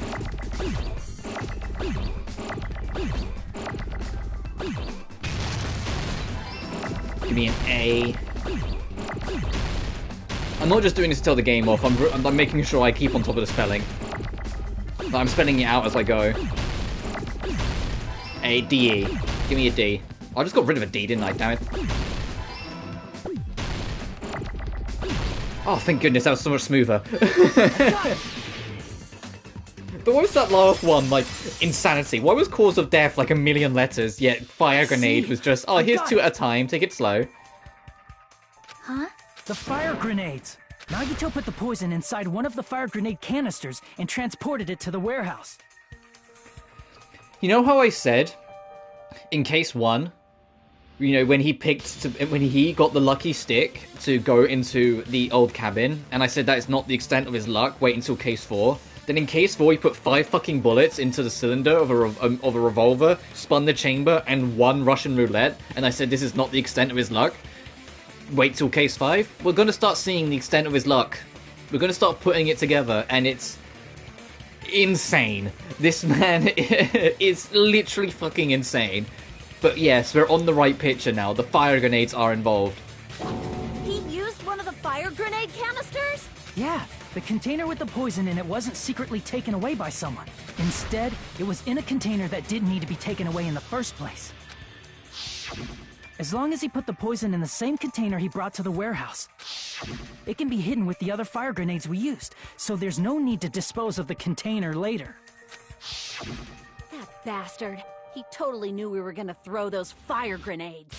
Which means, did Nagito exchange the contents of a fire grenade? Yeah, that has to be it. When I first discovered those fire grenades, I tried to study them a little bit, but the canister was completely sealed shut by a layer of aluminum underneath the lid. You just have to peel off that seal and swap the insides, right? That is true, but there was no sign he was even at the break room. Hold on. Did you say aluminum? Hajime. Could it be? We found aluminum, or aluminium, depending on where you are, under his bed. Under Nagito's bed. So then there's no mistake. Nagito definitely swapped the contents of one of the fire grenades. Seriously? That's impossible. Miss Sonia just said so right now. Sonia's words are proof that the poison was swapped with the contents of a fire grenade. Huh? Sonia's words contain a clue. We literally found a bit under his bed. I can prove it with this. Take a look. We found this under Nagito's bed when we were investigating his cottage. Huh? That's just a piece of trash. No, that is not just a piece of trash. The seal I saw on that fire grenade matched this. It is the same aluminum. You found the aluminum seal under Nagito's bed? There's more. That's not the only thing we found in Nagito's room. We also found a gas mask and gloves under his bed, too. Did he use those when he put the poison inside the fire grenade? It's a dangerous poison, after all. He took extreme caution when swapping them. So, what's the issue? Nagito put the poison in the grenade canister, brought it with him, breathed it in, and died, right? So in the end, he still fucking committed suicide! Enough already! You're right. If the canister wasn't thrown away, then it just means that there wasn't an accomplice after all. See? I told you. The conclusion is still the same. No, come on, guys. If the poison's in the fire grenade, that means anyone who threw the grenade could have thrown that one and killed him by proxy. Which means every single one of us could be the culprit. And then we need to rely on who would Nagito want it to be, considering his ultimate luck. Who would he have gambled it to be? Who did he want to weed out? He wanted to find out who the traitor was. He could have just made it. He could have just banked on his luck and said, I am going to bet the person who takes the grenade will also happen to be the traitor. I admit that there wasn't an accomplice. That was just my misunderstanding. You're right. In actuality, the truth is even more horrifying. What did you say? Hey, what are you planning to say now? What the hell? Do you still want to keep going? Is this not settled? There is no denying that Nagito's death was a suicide. No, it's not. Chiaki? I'm sorry, but I just realized it. Realized what? We know Nagito used the grenade canister to store the poison, so when was it deployed in the warehouse? When did Nagito breathe in the poison? When I thought along those lines, that's when I realized it. The horrifying truth? It probably happened at the same time. The moment the fire grenades were brought and the moment Nagito breathed in the poison were the same. Could that same moment be when? When we all threw the grenades. Are you saying it was when we all threw the fire grenades? Yeah, I think so. So whoever happened to pick up the one that had the poison in it and throw it in is Nagito's killer. It's an assisted suicide in the loosest fucking possible sense, but it still counts for, you know, Monokuma's killing game here. Someone threw the poison that was the direct cause of his death, so that someone is the Blackened.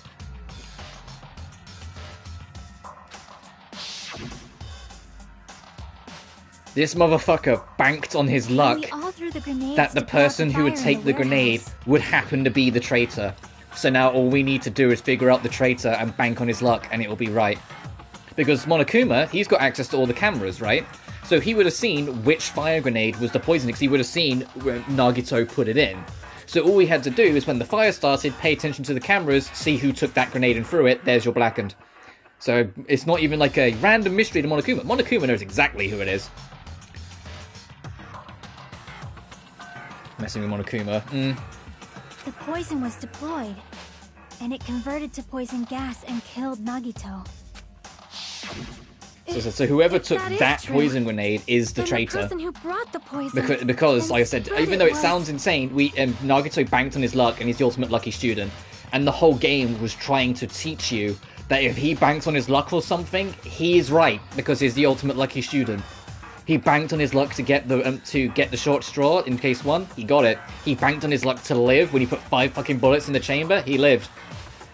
He banked on his luck that the traitor would take the fire grenade. They did. One of us. What the heck? One of us threw the poisoned grenade that killed Nagito? Hold on a sec. Then Nagito was... It would mean he didn't kill himself. What the heck? You said so yourself! You said Nagito committed suicide! Then who killed Nagito? You mean, who's the actual killer, right? Do you know? Who prepared the poison fire grenade that killed Nagito? Huh? The person who prepared that, it was Nagito. I see! It was Nagito, obviously. We just discussed this a few minutes ago. We'll get to that. Then who set the warehouse fire that caused one of us to throw the poisoned grenade? The person who caused the fire was Nagito. Absolutely everything was but Nagito. It was Nagito. It was him entirely banking on his fucking luck to get the traitor out. Hey, how many times are you gonna ask the same damn question? The next question will be my last. Considering all the facts up till now, why did Nagito set the warehouse on fire? The reason he set the warehouse on fire? To make someone throw the poison. I see. Don't tell me. He set the warehouse on fire just so we'd have to throw the fire grenades? He set the fire just so we'd put it out? Why'd he do that? It was a trap. A trap? Preparing the poison. Creating a reason for us to throw the poison. It was all a setup by Nagito. It was all a trap to make one of us throw the poison grenade. Seriously, I'm asking you who threw it. I don't know. The person who threw it probably didn't know either. Huh? Could it be... Was that Nagito's trap? This wasn't an intentional murder. This was a murder that Nagito forced someone to do. And for that reason. He put the fire grenade that he filled with poison with the other grenades. Setting up a murder nobody can solve. That was Nagito's true goal. What? What the hell? Nagito did not commit murder. Instead, he manipulated someone else into killing him?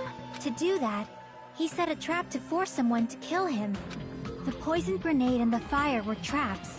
That's why the curtain was the fire's origin point. Yeah, it's Nagito, Soda. Nagito. Yeah, exactly, one man. You're on it. It's like, of course you'd do something like this. Because of that, Nagito, who was laying face up on the floor, was able to breathe in the dense poison, and then... Hold on! If that's true, you can't say the poison was the cause of death.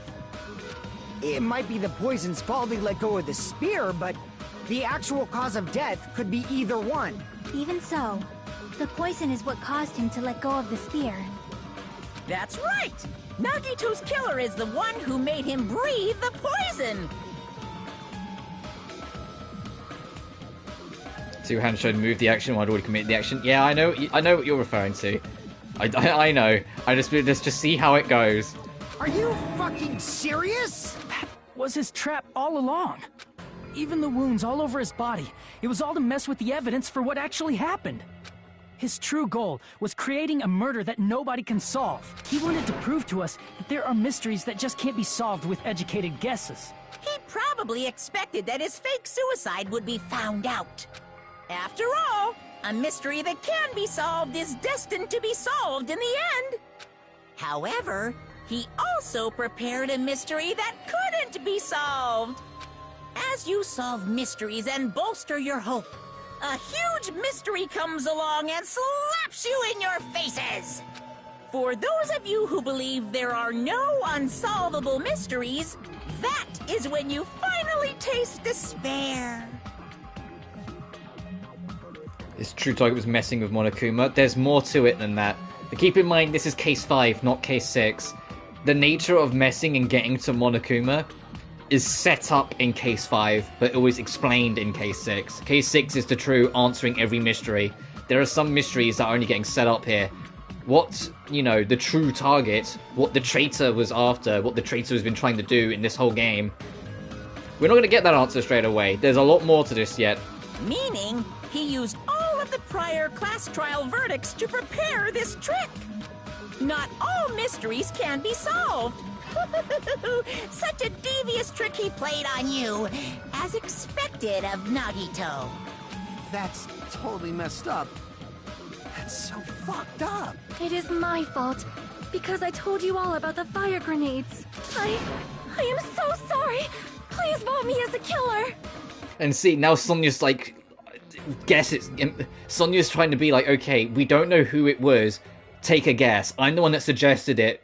So she's almost trying to put herself up for sacrifice. But they could still be wrong. Nagito is, That's not the fucking issue here. It's not Miss Sonia's fault. This is all Nagito's doing. But what should we do? How can we even figure out who the killer is? It's impossible. Impossible? Nagito wanted to create a scenario where we couldn't make a decision. That's why we're at an impasse. However, Monokuma also does not know who the killer is, right? That's not true.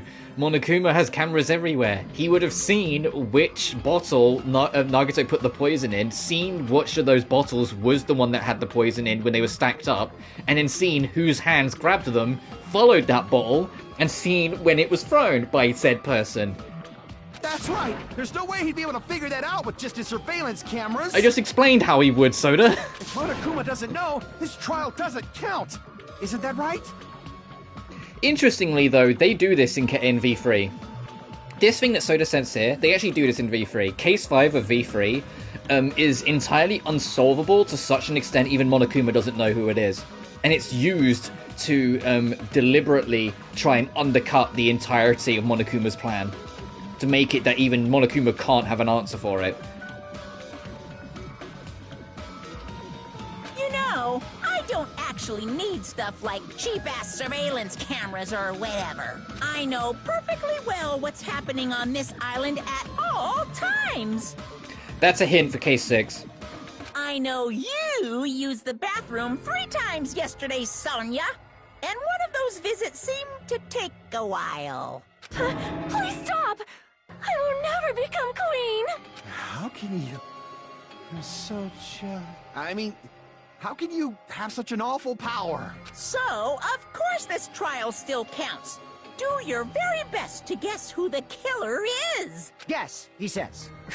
How the hell are we supposed to do that? Is giving up all we can do? No, it's too early to give up. Is there any way to figure out who the killer is? Even though it's just a hunch, it's possible that it's probably... There's one way, I think. Really? Hey, is it alright if we look at Nagito's crime one more time? Even though we're not finished with the case, we're gonna do our closing argument thing again, because we need to break down everything in the case that's happened to try and find the clue to move forward. I want to make sure my hunch is correct. Hajime, please. Which, this is like the second time this has happened in this game, because case 2 you do the closing argument, and then Sonia steps in and goes, hang on a minute! That's right, it doesn't mean the trial is over yet. Even though I don't know who killed Nagito, it should be clear what kind of trap he set. Then I have to do it, even if it leads to despair. I got it. Let's do this then. Alright, into the closing argument. Even though it's not really closing the argument, we've got to do more to do yet. God, look at that fuck! Look at this fuck! Look at that face! He knows what he's up to. What was in Nagito's fridge? Oh, we don't have that one yet. Right before, his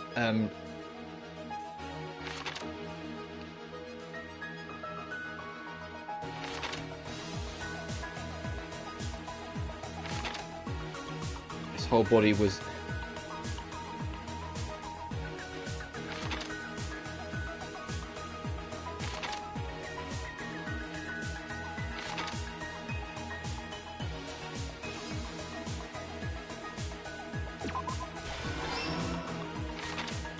the reason why we went to the warehouse was because of the bottom threat.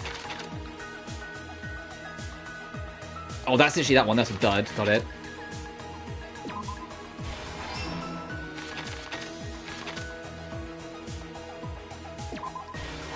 And he finally let go after he breathed in the poison. This revolver also got Danganronpa. That's a very good way of putting it.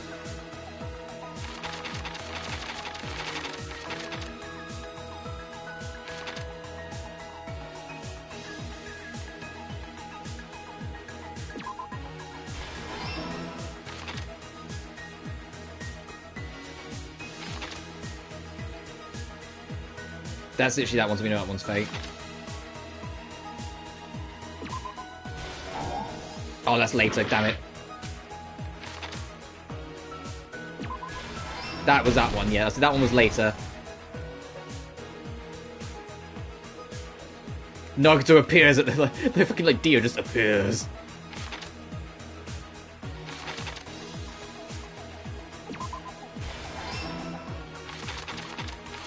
That one's like the ominous warning appearance.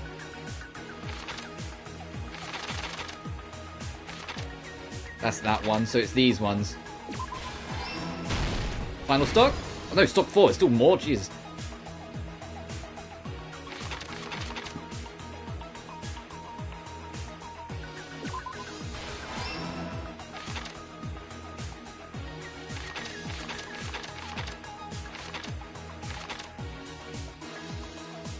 So was it the poison? Alright, here we are, last stock.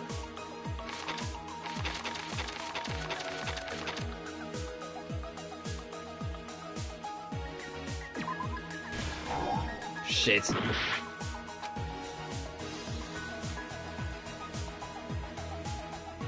The rope? Okay.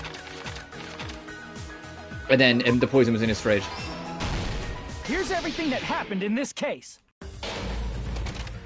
The person who actually arranged this incident was the victim, Nagito Komagawa. He kept a specific item inside his cottage that he needed for his plan, Monokuma's special poison, which he brought with him from the Octagon. Using the gloves and gas mask that he got from the military base, Nagito swapped the contents of a fire grenade he took from the plushie factory break room with that poison. When he did that, a specific item was left as evidence, the blue aluminum seal on the grenade. With that, Nagito finished making the poisoned fire grenade, took it with him to the factory,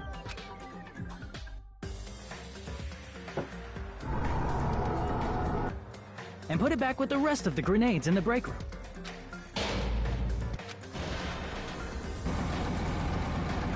While we were looking for the bomb, that's when Nagito headed over to the goods warehouse.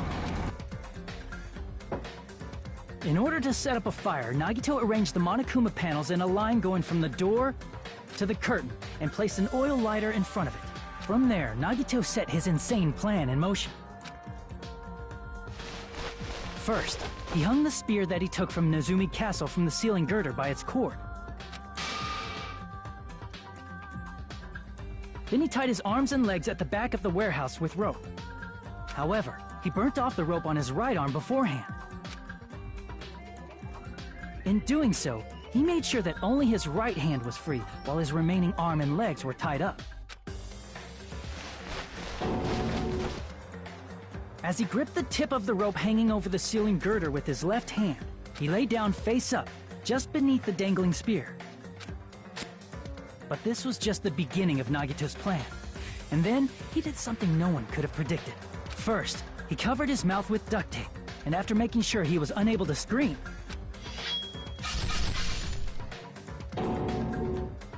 he stabbed himself with the knife multiple times in his left arm and in both of his thighs. Finally,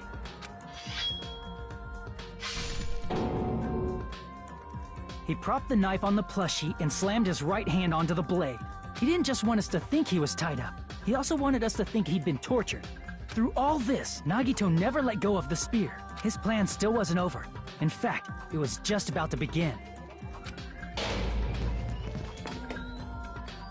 Meanwhile, we finally arrived at the plushie factory and found Nagito's message.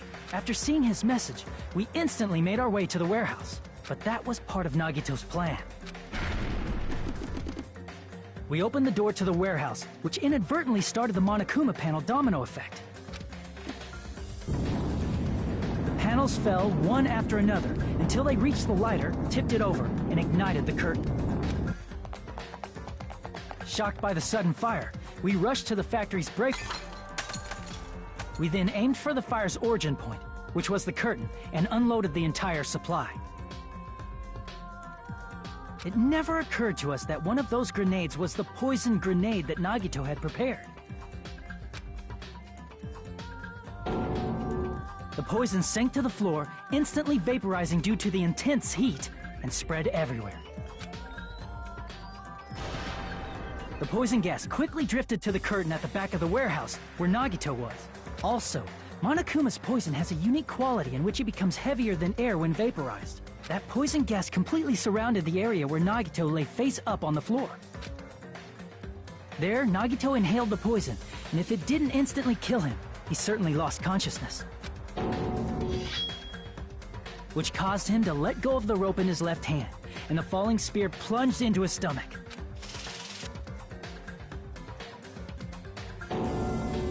This is all the information related to Nagito's plan. His true intention was to set one of us up as the killer. At this time, we still don't know who the killer is, because the killer wasn't aware they killed someone. Try as we might, we cannot reach that truth. That was Nagito's trap. In conclusion, the fact that we can't determine the killer's identity.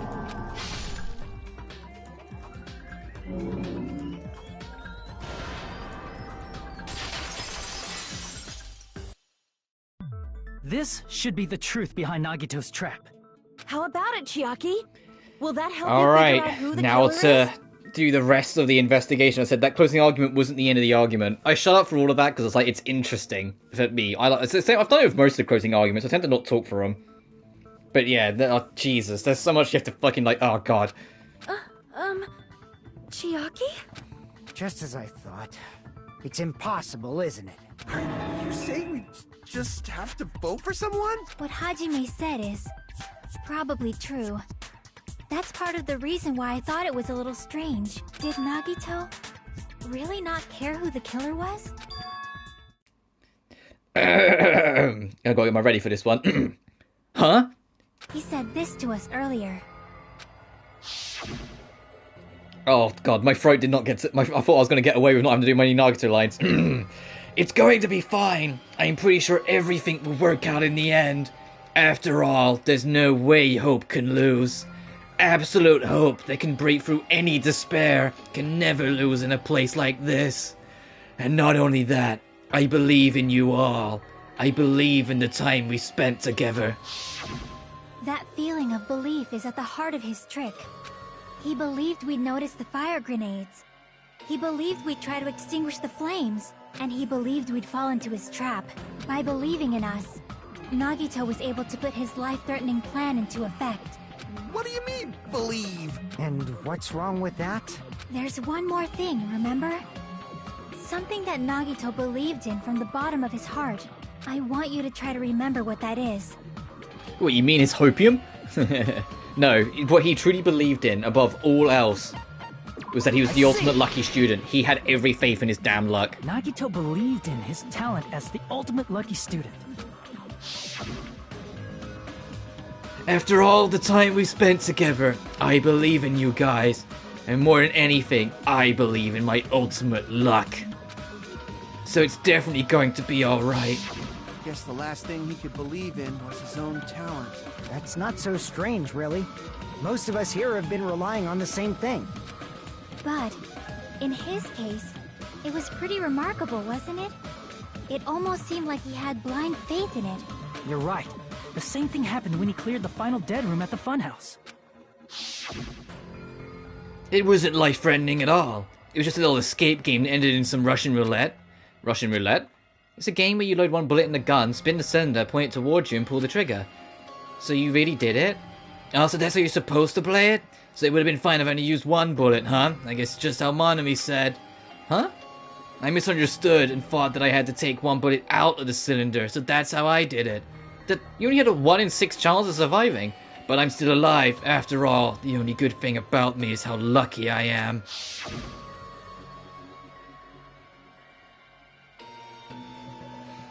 The ego, false equivalences and such.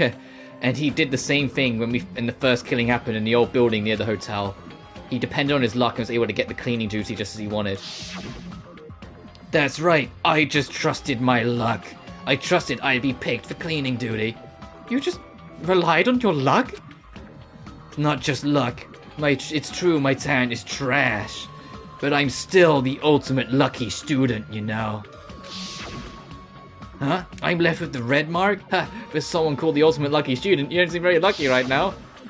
At the time, Hajime said I wasn't lucky, but it was actually the opposite. I was lucky. That's why I got picked for cleaning duty, just like I wanted. But his luck doesn't have anything to do with the case this time, right? I just thought it was strange that it doesn't connect to anything. He factored in his belief. Fucking, there was another ha in there. But for some reason, he didn't factor in his own luck. No, there's no way. I mean, this is Nagito we're talking about. What did he do? You know, he wasn't just after anybody. He probably had a target. A target he was aiming for all along. And this is what I was talking about. He relied on his luck to bait out the traitor. He wanted, in his luck, in his hopium, that the person who would take the fire grenade was the traitor. So if we can find out who the traitor is, we genuinely have who the killer is, because Nagito's luck is that fucking omnipresent. It's that powerful. Nagito's strike is always associated. Yeah, it's like how distrust in the first game, it always seems to play when Kyoko's up to something, so you just kind of put them together, even though it's technically not Kyoko's theme. But this technically isn't Nagito's theme, but it does play a lot when he's up to shit. A target? Who? The target's true identity. Even Nagito didn't know it. That's why he relied on being the ultimate lucky student, and incorporated that luck into his plan. As long as he had his luck, he believed the target he was after would pick up the fire grenade. You mean he left his plan to luck? He risked his life for that? He probably risked his life just so his ultimate luck could decide this. Who is it? Who's the target Nagito was after? No, I don't even have to ask. I already know the answer.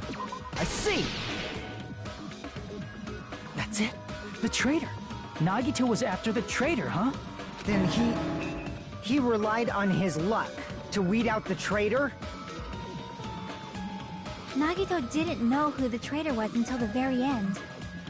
All he could do was rely on his own luck.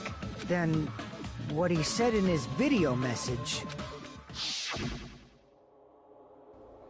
It won't work with just any student handbook. If you want to disarm that bomb, you have to use the traitor's student handbook. To be honest, I found out who the traitor was after secretly monitoring everyone's activity, but I was a little annoyed that they never came forward. So he was just bluffing. Yeah, but within that incident was another hint as to who the traitor actually is. That's probably true. By that point, his plan should have already been in motion. Then it's just as Nagito said at the beginning. His purpose was to weed out the traitor. If we just believed in what Nagito said, we would have reached the answer much quicker. The reason this took so damn long, was it really because we didn't believe in him? If he just wanted to out the traitor, he didn't have to go this far and make that person the killer. Damn it! We're all in a huge bind because of that! It means he wants us to beat the traitor. By finding out who the traitor is, our hopes will shine even brighter by overcoming that despair. That's something he'd say. Monami, it looks like you've got something you want to say. But you better just keep your mouth shut. And that concludes my argument. Nagito's plan was to make the traitor kill him. What are you gonna do? Are you guys gonna believe me? Yeah, for Mondo, God, I hope it's Soda. Oh, we're gonna see. He relied on his luck to aim for a target, but he didn't even know who he was aiming for. Sounds way too unbelievable to have actually happened, The only but... thing we can do is believe.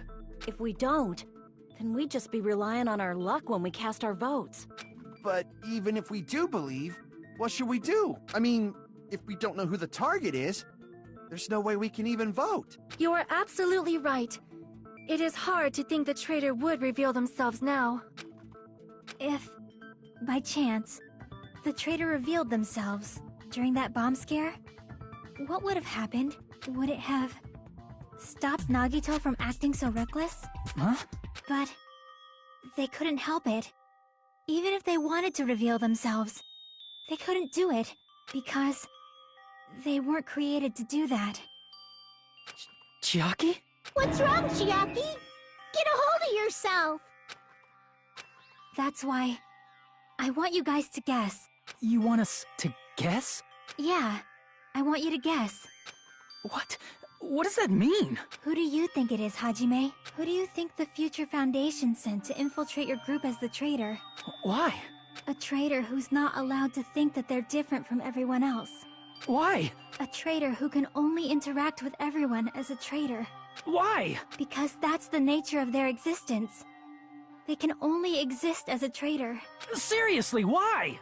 Who do you think is the traitor? Hajime, please.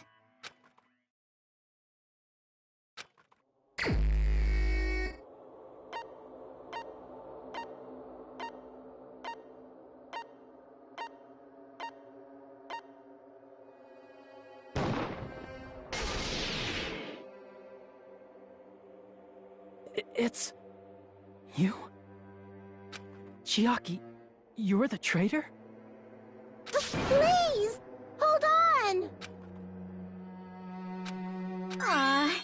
totally guessed right. Just as expected. Yep, you're correct. I'm the traitor. The agent sent by the Future Foundation to hide among you all is me. Damn it. But there was more to it, and it was hinted to in her speech to try and encourage us on in those odd questions.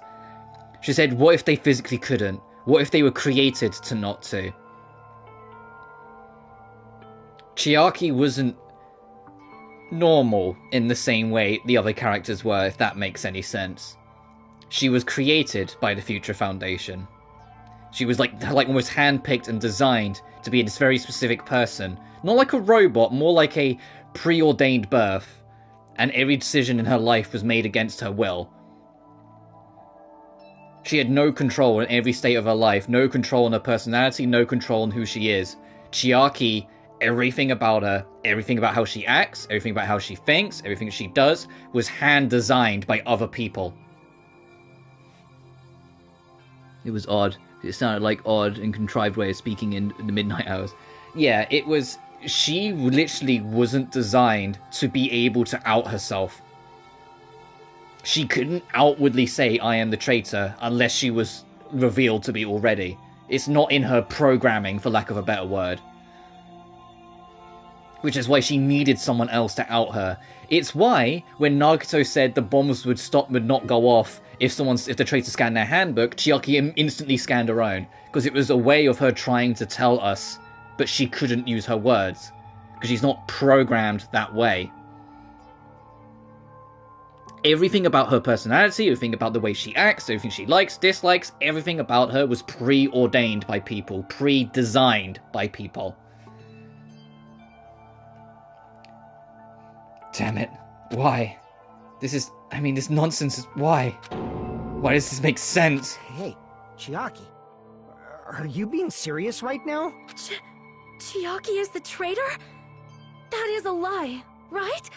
Surely you must be joking. I'm sorry. It's the truth. Hey, what are you saying sorry for? What does this mean? Up till now... You've been tricking us? There's also a very, very sad tale to the twist that the game will not explicitly say, but when we reach the end I'll explain. And I don't mean the end of this case, I mean the end of the game. Because Case 6 is going to explain a few more things about Chiaki's background as well. And then once you get a better understanding of what's actually going on in the background of this game as well, when you put 2 and 2 together, you make one kind of tragic discovery about the whole thing. But I'm getting ahead of myself. We were not tricked! After all, we have been working together all this time. We have been helping each other all this time. Chiaki, being a traitor, being a member of that horrifying Future Foundation, that is obviously a lie. Please, wait! The Future Foundation isn't what you think it is! Shut the fuck up! We're talking to Chiaki! No, I have nothing more to... Hold on! We're not satisfied yet! If you say you are the traitor, please provide an explanation that will help us understand. So you can't just say that and then get us to kill you off. No, it doesn't work that way. That's what they're saying. Like, no, you need to explain.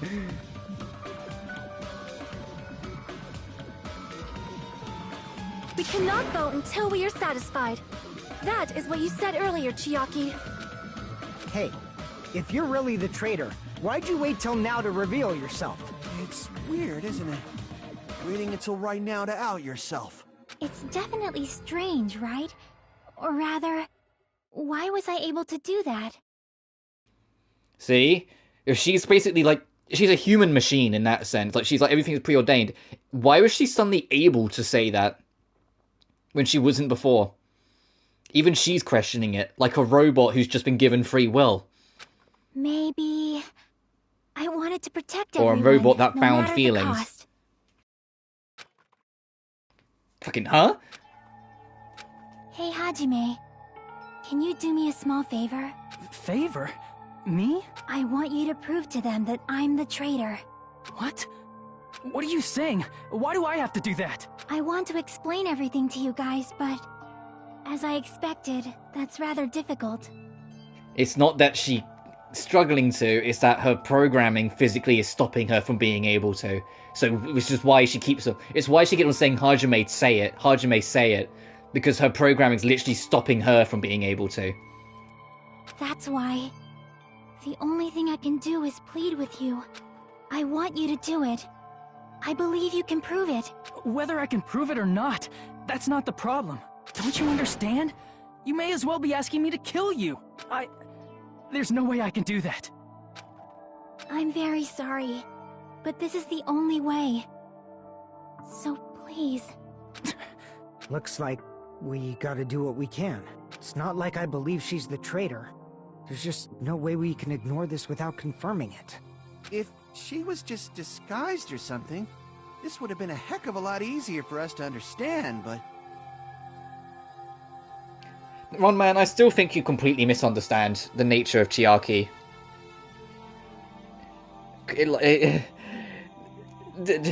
How they handle Chiaki is actually pretty fucking clever. It's really well handled. It's just... I don't know, man. I feel like you're still being way too harsh on her. She's not tropey because of her design. Her whole life was designed. She wasn't designed to be trusted so easily and all that stuff. It's how her whole life was designed. Everything's a piece of the puzzle of how she was created. And her background is how not only we solve this case, but how we're going to solve the entire mystery of this entire game. There's a lot more to it than that. She's not disguised at all, 'cause Chiaki isn't the traitor.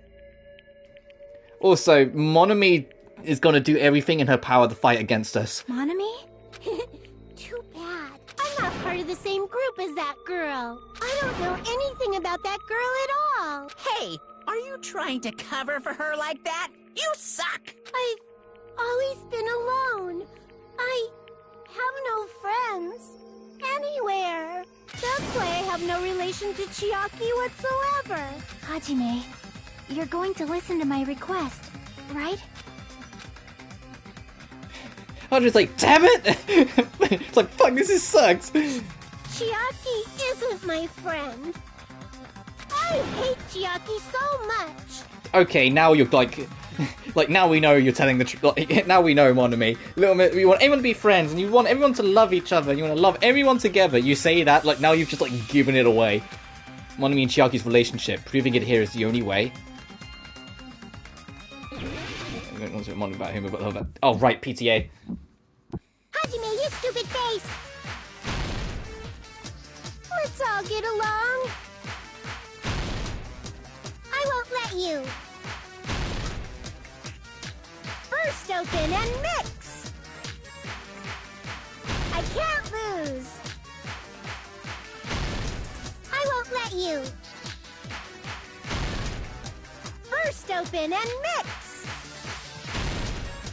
I'll lower your grades. Don't lower my grades! Hajime, you stupid face! Let's all get along.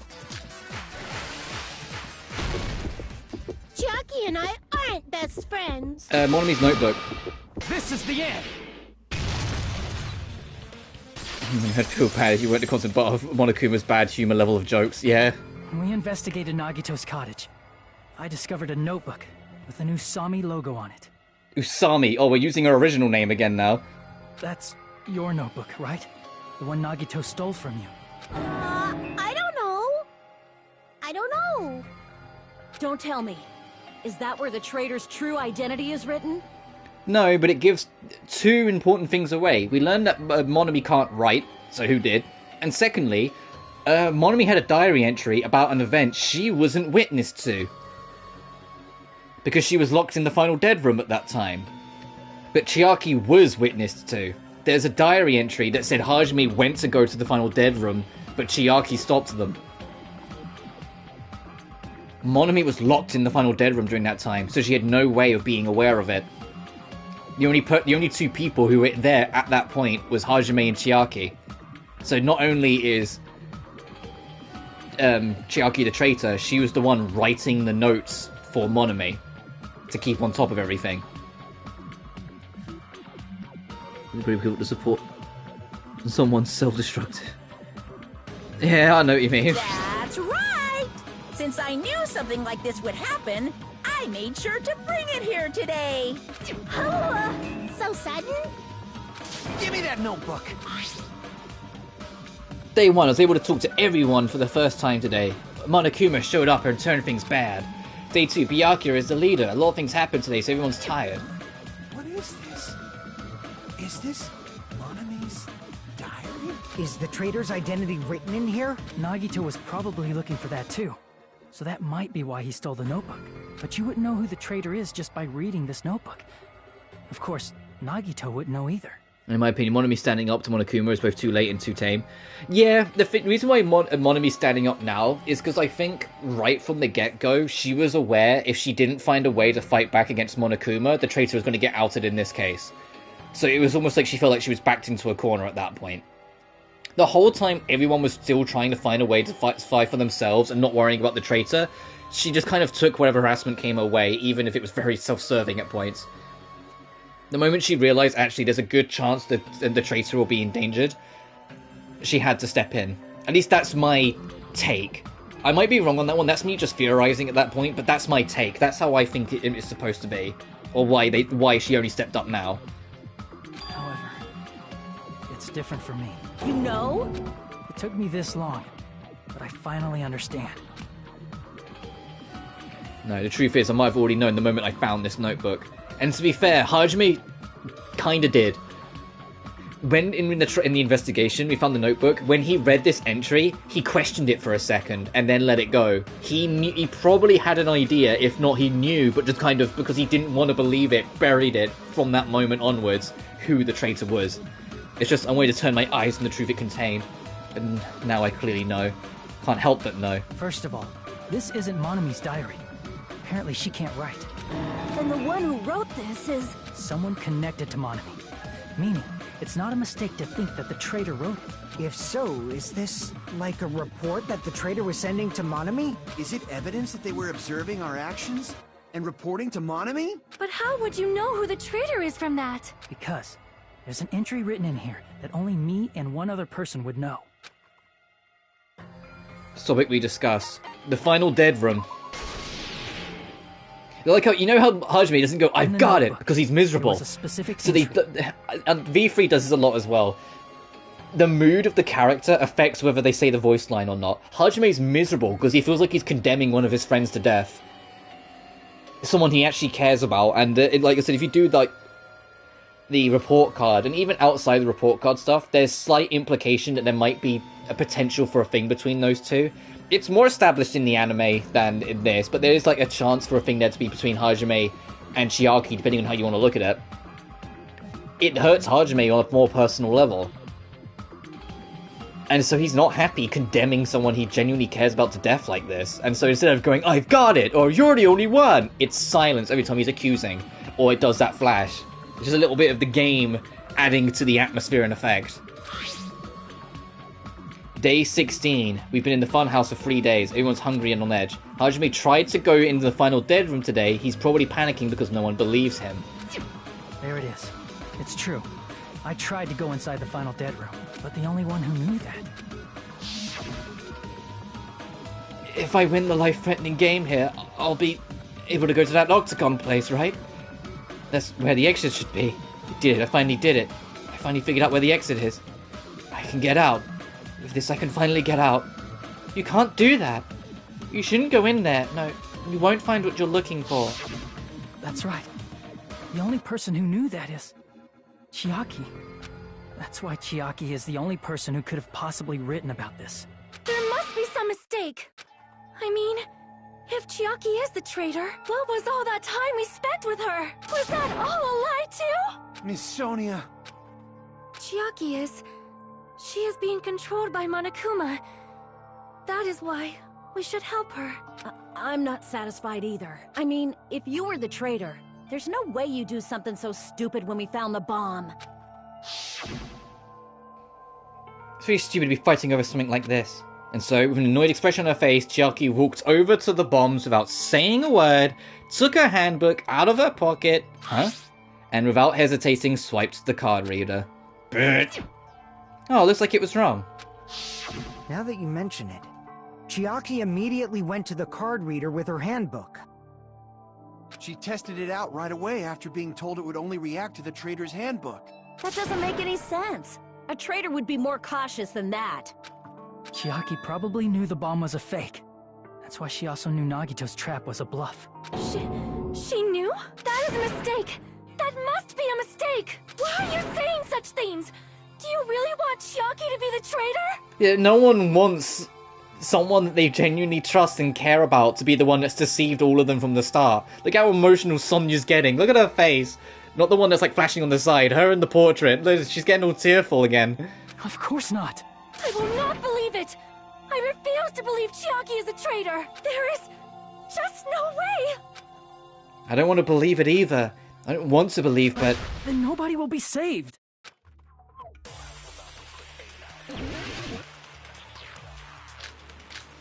And the worst part is, just like before, we're going to use a character's point to defeat that same character's argument. Chiaki is not the traitor! When we were trying to turn off the bomb, didn't Chiaki use the card reader right away? If she's a traitor, she would have been more cautious. There's no way Chiaki would have known if that bomb was fake or not. The only person who knew it was a fake was me, when I tried to detonate it. But that's not true, because we know that Monomi spied on Sonya testing out the bombs when she found out it was fake. That's not it. Sonya shouldn't have been the only one who knew it was a It's fake. hard to see Sonya but in naivety will get her killed. Yeah, I know.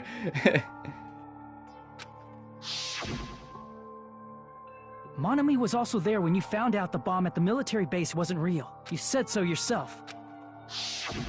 Is that true, Miss Sonia? Chiaki heard about it from Monomi.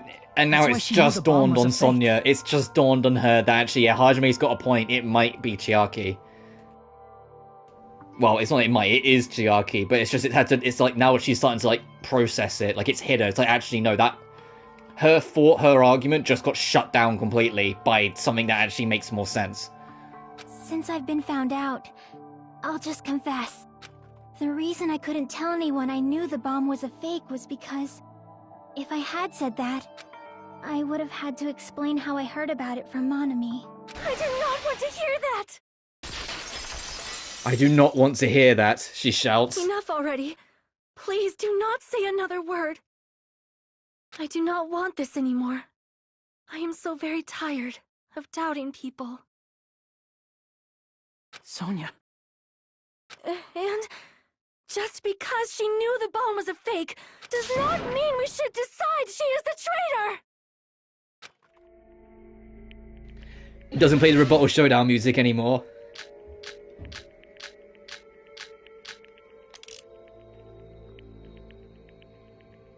Even if she knew the bomb was fake, that does not prove Chiaki is the traitor. If that counts as evidence, I should be doubted too.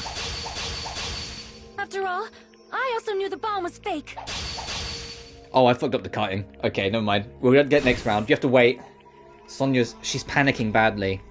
I won't have enough words for the counter right away. It might be best to Even wait. if she knew the bomb was fake, that does not prove Chiaki is the traitor. If that counts as evidence, I should be doubted too. After all, I also knew the bomb was fake.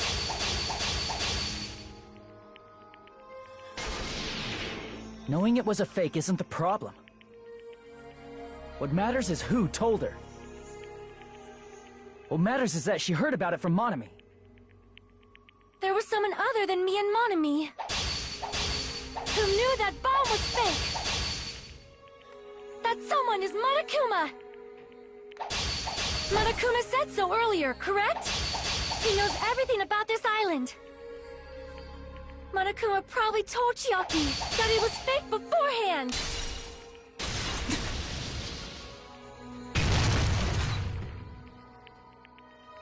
You're right.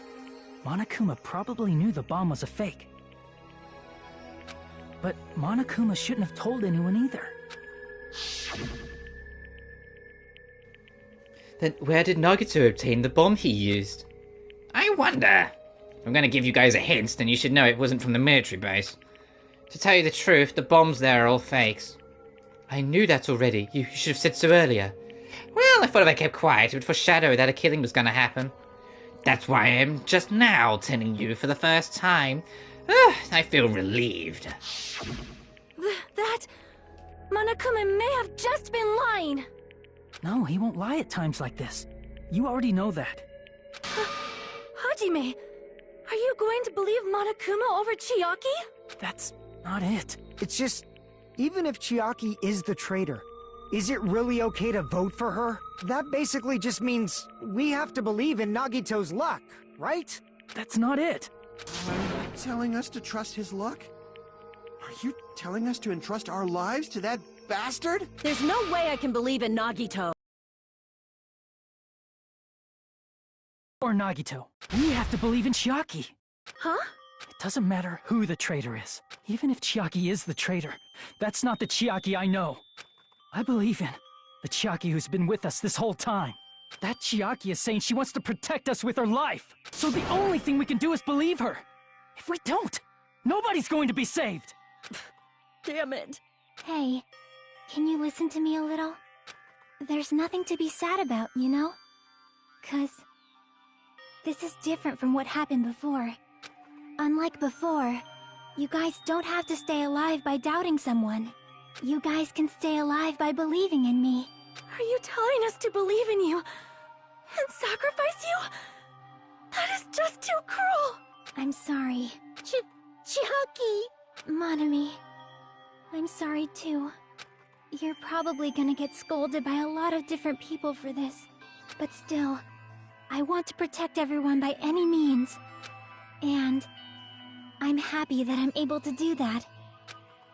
It's not up to me to decide whether that's right or wrong. However, I believe it's truly amazing that you were able to think like that. We could even call this a miracle. Hey, what have you two been talking about? Everyone's jaws are dropping, you know? I know. It's voting time, right? Hey, Chiaki. You don't have to worry. Believe in me, and cast your vote. God damn it! Why did it end up like this?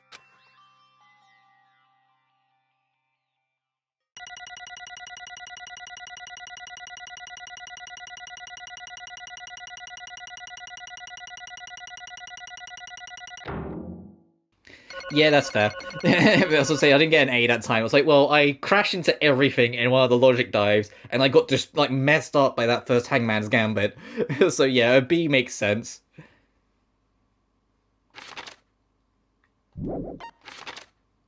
Yeah, lots of missteps. Fucking minus 4,080 on the missteps. That was absolutely the Hangman's Gambit. That was abso-fucking-lutely the Hangman's Gambit.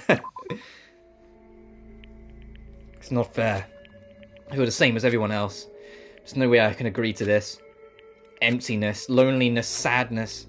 But most of all, I'm ashamed of my weakness, but even so, I have to move forward. If we believe in the person who's urging us forward, then we have to start walking, and believe with as much hope as possible in what lies ahead. Yeah, just to make sure you are the one doing it, it's now going to make you make that last choice. Even so.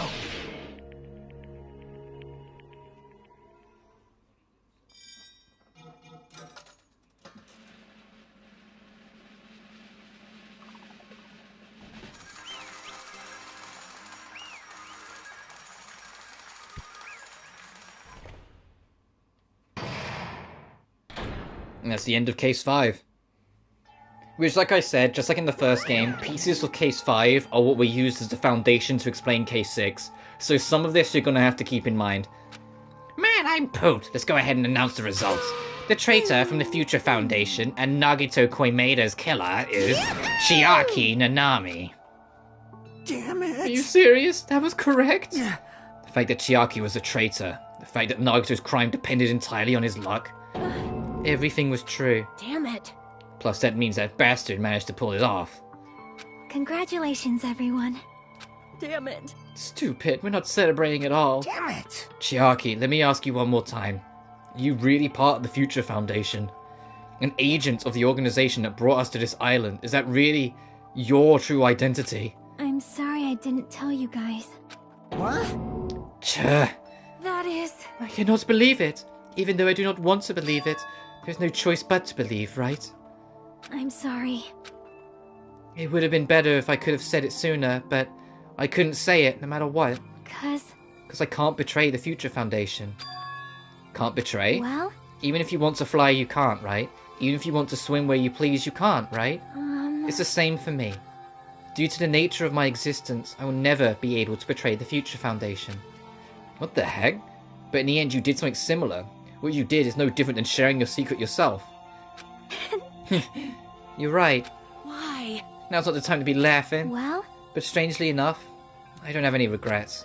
In fact, I'm somewhat happy. I was able to think I wanted to protect everyone. Keywords there, interesting phrasing. I was able to think that I wanted to protect everyone. That's why I feel proud of my actions. You're still saying things I don't get, but if we ask you anything, you're just gonna not answer, right? Like, if we ask why you were in the Future Foundation and stuff. I'm sorry. That is... Even if you were a traitor, you never betrayed us. Chiaki, you will always be our friend. Even now. We don't blame you for this. That's why you don't need to apologize. Yeah. So the traitor is revealed, and Chiaki lost. In the end, it all went according to Nagito's plan, huh? Like... And cooler and braver than the one who laughs in the Reaper's face. I mean, yeah, look at what fucking Gundam did. He gave us a huge speech, a really powerful speech, then told everyone to laugh with him in the face of his death, for fuck's sake. About that. Is that really Nagito's goal? Is it really okay to say he was trying to find the killer and eliminate them? If so, isn't it strange? Strange? So... I mean, we nearly lost, right? And if Chiaki hadn't said anything, he definitely would have lost. You raised a good point. That's exactly it. Even though Nagito said he would weed out the traitor, he never said he would kill the traitor. Yes, indeed. Congratulations! You successfully stopped Nagito's plan. I mean, Nagito's plan was to reveal the traitor and kill everyone else besides the traitor. And now it's going to start leading into Case 6. There's even more to Nagito's bullshit, and Case 6 is going to start exploring that. As even though he's dead, he's still going to be here for the longest. Kill everyone else besides the traitor? That was Nagito's goal. Huh? Why would he do something like that? Of all the former plan, only the traitor would survive. Is that bastard really that twisted? Nope. It's okay. Okay? What? Well? I mean, it's not just Nagito's fault. If the circumstances had been different, he probably wouldn't have taken things so far. Chiaki. You really are a kind-hearted person. You think so? Jeez, I wonder where you get your personality from. Perhaps. Maybe our dad and our big brother, don't you think? Hey. Hey, don't go talking about your family all of a sudden. That's totally ripping off Teru Teru. I can't lose. Then I cannot lose to Chiaki. Just like Chiaki and everyone else, even if I know it's a fight I can't win. I must try to retaliate. Huh? Retaliate? I will no longer let you do as you please. Stupid! Stop! What are you doing? As they say, we shall die together.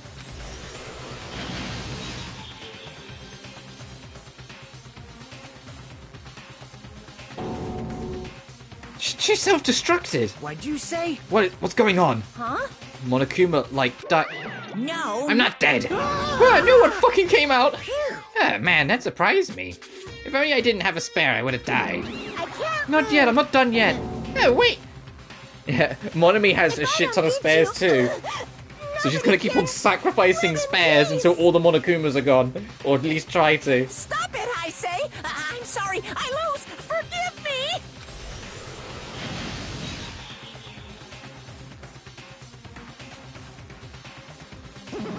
Hey!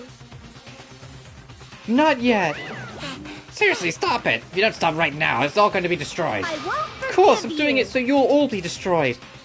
I'll be the one to protect my students. Let you. I'll protect them with my life. Monami, Hey! now then, how many of you are still there? Might as well come out all at once. Ooh, How many? Not that much. Just around 10 to the power of 60. Huh? What did you say? What? 1 me. 1 10, 100,000, 10,000, 1 me, 1 bit, 1 true, 1 quad. Jump ahead, 10 by power 50, and then 10 to the power 60. It's 10 to the 60th power. Okay, I think it's supposed to be assumed he said whatever, like, 10 to the power of 60's word is. Whatever blah blah blah, quintillion, billion, trillion, zillion, whatever. And everyone else had to figure out what he meant. After all this, you're still joking around. You sure have quite the daring spirit.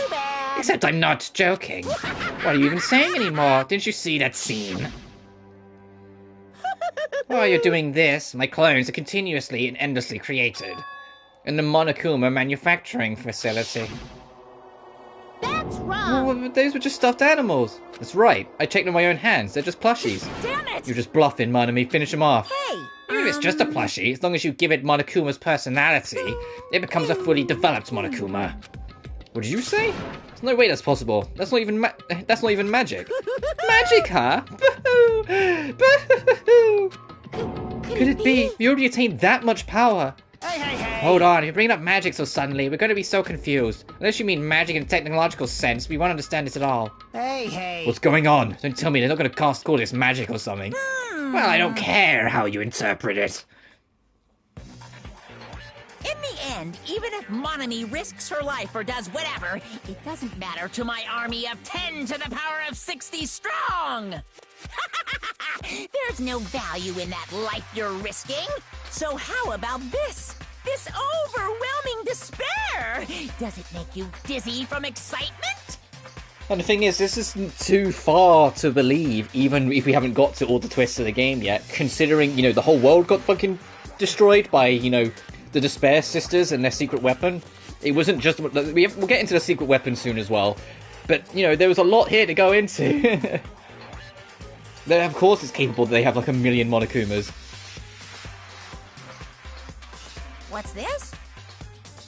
And how many Monomis are left to challenge my army of 10 to the power of 60? You don't have to say anything. I know, let's see, you have more like, well, 10 more left, right? I know everything. I am the conqueror of the new world. I can't lose. I won't give up, even though I have no chance of winning. It's okay, Monami. Huh? Well, It's not about giving up, let's you know. believe in them.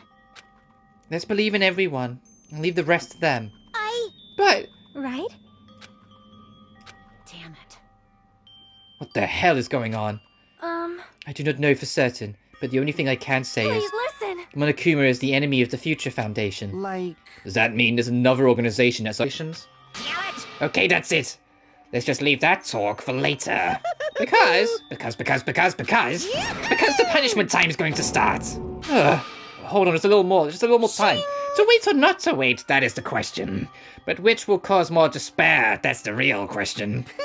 If you think about it, you'd know, right? There's no way I'd wait. But I haven't... I'm sorry. Hajime. Regardless, there's nothing else I can say. I'm not allowed to say anything more than I already have. Not that I... Now then, I've prepared a very special punishment! For Chiaki Nanami, the ultimate gamer. Special bleeding Oh, and for service. Monami too. Huh? Why even Monami? It's just a 2-for-1 special. I could have killed that thing anytime I wanted, since she's not a student. And also, I don't need anybody that will defy me anymore. Uh-huh. Also, I remember now. Sorry. I'm an only child. That is... What is that? It's okay.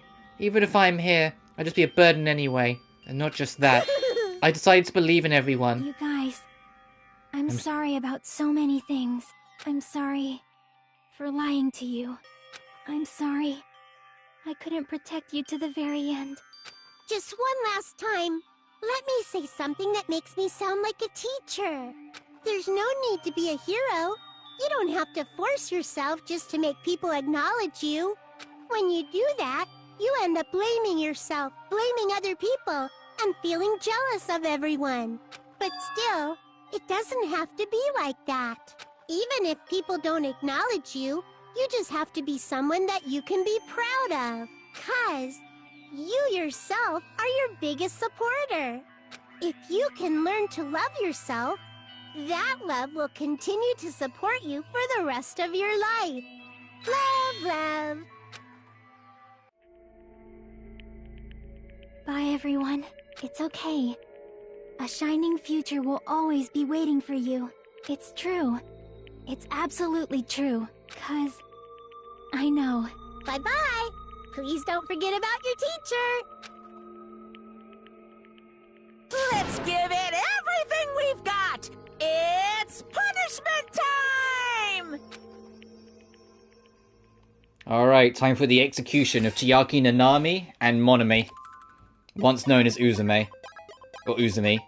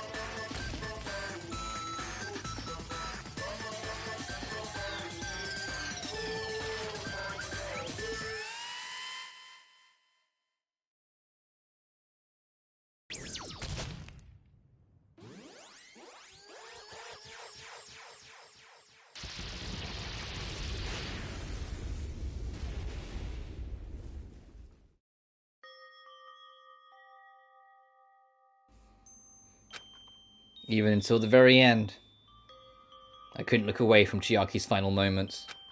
Without realizing it, I'd fallen to my knees. A feeling of powerlessness spread throughout my body. It's over. Just had to end. Before I could ask what I needed to ask, before I could say what I needed to say, Chiaki vanished before my eyes. And I couldn't even tell her thank you. If I'd said that, would she have been comforted a little? If she was executed as a traitor, would she have been comforted a little? I don't know. My chest just hurt. I don't believe Good it! gracious! That was such a big surprise. As for Chiaki, she regularly took on the role of point man during the class trials, as did Nagito too. What? And not only was she the traitor, she was Nagito's killer too. Oh well, don't worry about it. There won't be any more situations where you'll need to rely on them. Huh? Wait, does that mean... Now that the annoying rabbit is gone as well, all of the obstacles that have been keeping us stuck on this island are completely gone. Hey! Are you serious? Can we really leave this island? I shall now Yep, present... congratulations. With this, I shall announce the end of the killing school trip. You five who survived until now, I shall give you the right to graduate. Thank you all for your hard work. Are you really okay with that? What do you mean? There are still 2 days left. If you were acting like your usual self, you'd be setting things up so another killing happens right away. You're right. Stop it, what are you saying? What if Mr. Monokuma changes his mind? Also, you said you 5, like you were empathizing that part. Does that number of people matter more than the remaining time? That's why you're saying it's the end already, even though there's still 2 days left, right? Huh? It matters that there are 5 people left? Are you planning to make a volleyball team? No. Stupid fool! You need 6 people for volleyball! Don't stay quiet, say something. What's your actual purpose?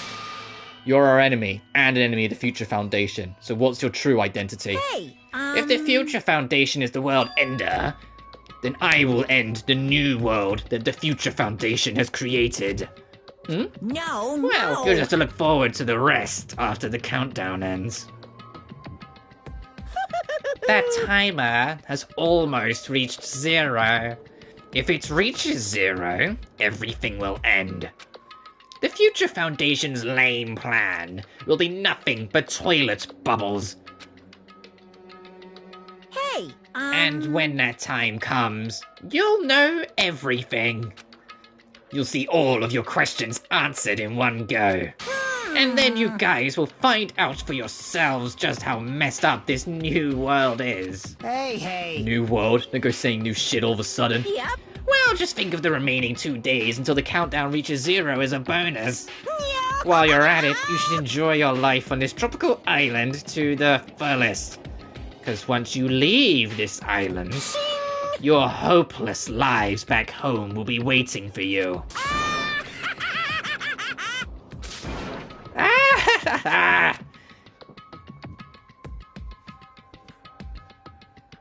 Monokuma's boisterous laughter carried on for what felt like forever. Our questions, our worries, our sadness was simply ignored. The laughter just kept going, forever. As for what we did afterwards, honestly, it doesn't matter at all. I returned to my cottage for the time being and fell asleep. Even after I woke up, my will to move my body didn't come back. That's why I didn't look back on everything that happened up until now. I didn't think about what was going to happen. I just kept praying that nothing else would happen, and burrowed deep into my sheets as if I was trying to hide. In doing so, I was somehow trying to endure the long day. And then the sun set. The day feels abnormally long when you spend it praying that nothing happens. Which reminds me, I haven't heard Monokuma's announcement. I guess that isn't needed anymore. Is everything really going to end? What is everything anyway? How far? How much is everything? If we leave this island, is everything going to end? There's still so much we don't know. About our school memories, the Future Foundation, Hope's Peak Academy, Monokuma's true purpose. Can we really end this and turn our back on all that? And not just that, if we're really leaving, then where are we going? The Hope's Peak Academy? That was my last night at Jabberwock Island. At a place where my worries didn't even matter. Everything was about to end.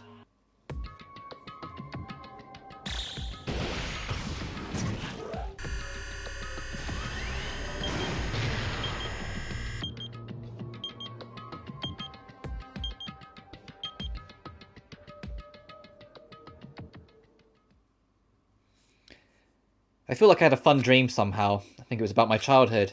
Because of that, I was able to face the day with a somewhat happier feeling than usual. That's right, it's the last day. According to Monokuma, suddenly my body shuddered. But when I opened my eyes, I was gripped by a fear that I'd never felt before. I feel like I'd been abandoned in this world, completely utterly alone, with nobody left on this island. Kazuichi, Fuyuhiko, Akane, Sonya, like everyone was gone and I couldn't find them anywhere. I suddenly couldn't believe in anything. Like everything in this world was nothing but lies. Ah! I rushed out of the cottage, desperate to escape that fear. I rushed out of the cottage, desperate to escape that fear. I rushed out of the cottage, desperate to escape that fear.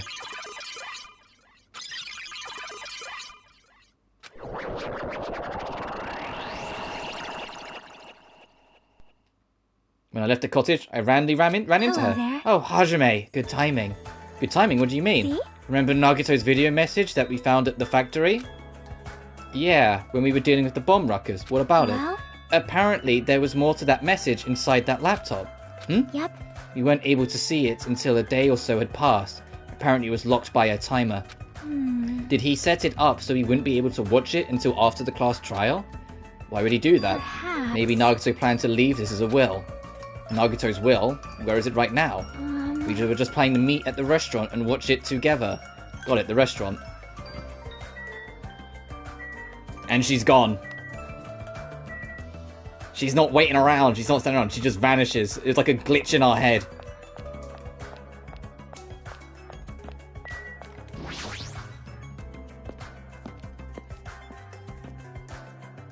And the lobby's suddenly all the way back to normal. You know, despite the fact Nagito bombed it.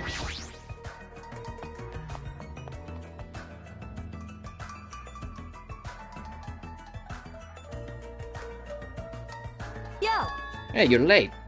Is it true? Nagito really left another message? Kneel before Miss Sonia and thank her. She was the one who found it. I was going for a walk with Gundam's hamster, and I found it when I stopped by the factory. Listen well. A coincidence, you say? Wrong. That is the will of causality guiding you. Huh? Why would Miss Sonia be going for a walk with Gundam? I'll never allow that. Damn right. So anyway, let's hurry up and play it. Yeah, you're right.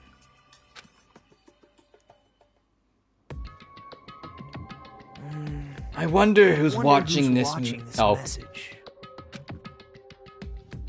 God damn it. I wonder, is it the traitor from the Future Foundation? If so, congratulations. Looks like it ended the way I hoped it would. Ended the way he hoped it would. Damn it. Nagito was trying to kill everyone except the traitor. Damn it, it was just as Monokuma said. Hey! So he really set up the traitor as a killer, and he even tried to make them survive the trial. But why would he do that?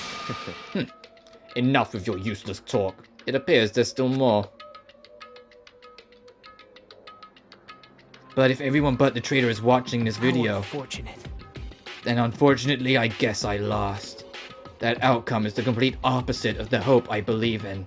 Well, not that it matters for me anymore. I mean, no matter what the outcome is, doesn't matter for a dropout like me. Now then. Let's put this meaningless introduction aside and get down to business. Since I don't know who I'm talking to, I'm going to speak so that both sides will understand. First of all, you might be wondering why I did what I did. Well, I just took action after talking about it for so long. The special prize in the final dead room allowed me to learn a certain truth. It would be troublesome if everyone found out, so I already disposed of that page. But anyway, I was totally surprised. I mean... The Future Foundation's traitor must have known that truth all along. And so I was able to learn the truth about this world and resolved to take action immediately. I shouldn't have made fun of Hajime. Deep down, I always wanted to become a protagonist myself.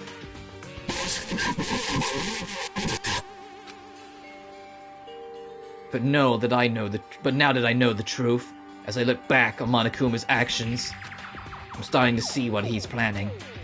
By giving us information about the island's mystery and the Future Foundation, he's raising all your hopes. But only so he can lead you to the unimaginable despair. Plus, Monokuma is trying to show that despair to someone. Perhaps that someone is...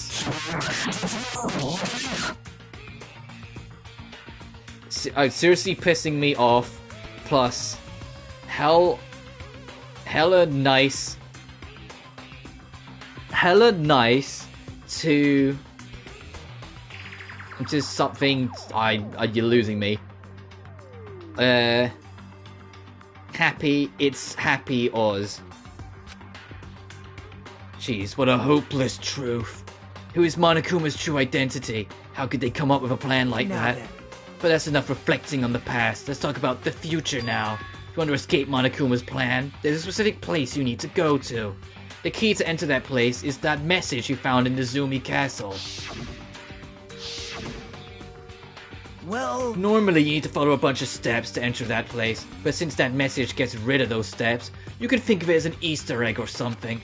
It was probably left by someone other than Monokuma or Monami, but that had nothing to do with me. You guys who still think you're not gonna, or something, will stop it, don't stop me. I had to hide this until my plan came to an end, but I guess now's a nice time to announce it, right? So then I'll announce the password. 11037. And it plays the track New World Order. That code was the exact hint that allowed us to solve the very first kill in the first game. Where the very first victim, Sayaka, wrote Leon's name upside down in her last moments. But looking at it upside up, it looks like 11037.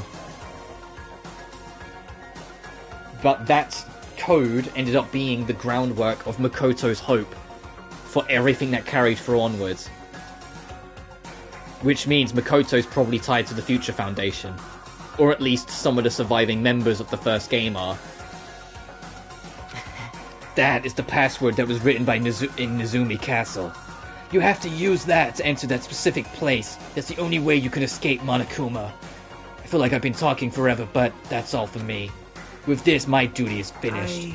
I believe my actions will become the foundation of this world's hope. And if that really happens, praise me. Tell others what I've accomplished. Erect a statue of me. Respect me. Please call me the ultimate hope. That was Nagito's final message. And that 11037 number that Nagito said was the password. There's no mistaking it. That's the password to enter the ancient ruin. Hey. You better hurry. I think let's go before the countdown reaches 0. You're right, let's go. No one else is here. I've got time to relax. I need to hurry to the ancient ruin on the second island.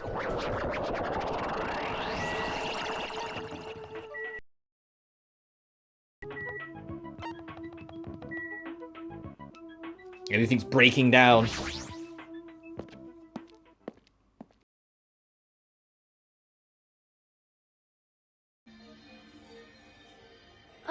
Somehow, it is quite nerve-wracking. Yeah. It's really safe to go inside. What's going to be in there? You are a You're so boy, unreliable to be right? freaked out like that. You're a man, aren't you? There's also that countdown. There's no time to stand around. I'm gonna do it! Damn right, this is our last chance to get inside. I'm starting to feel nauseous from the thrills, the chills, the kills. Thanks for the food. If you're gonna let it out, why not do it in a Tumbleware I keep with me? Dumbass! And now's not the time to fuck around. It's going to be alright. You don't have to worry. I will protect my young master. The live stream. Now then, let's go forward together. Yeah, I hope that clears. Shut up. I want to get Chapter 0 and the investigation of Chapter 6 done yet. Don't treat me like a kid. This is your Believe leader's that order. hope lies beyond this point. That is your leader's orders. What? What was that? I told her that you only understand piggy talk. I said you're so cool in piggy talk. In the name of I'm my going family. to kill you. Hajime. Hajime, the password, please. Yeah, I know. 11037, huh? It's gonna be fine. There's no need for you to worry. The only thing beyond this point is a shining future. Let's open the door to the future.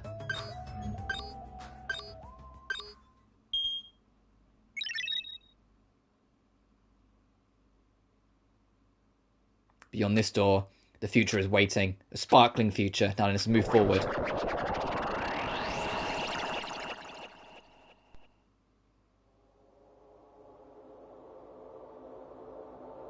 Is this a trial ground?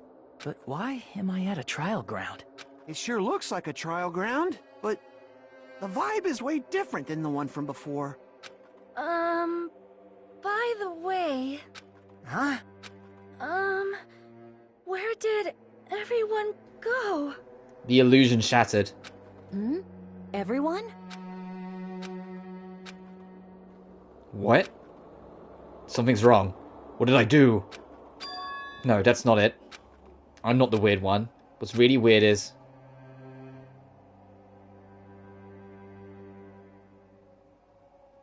this world.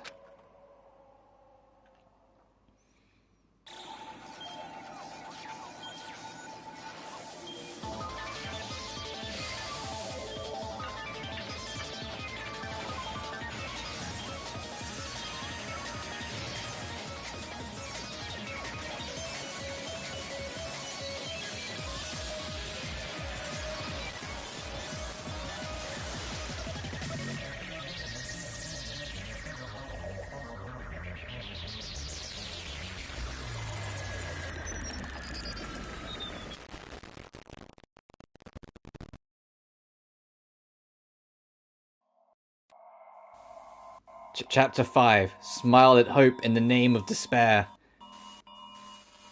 Even this glitching out, as there's only 5 survivors left.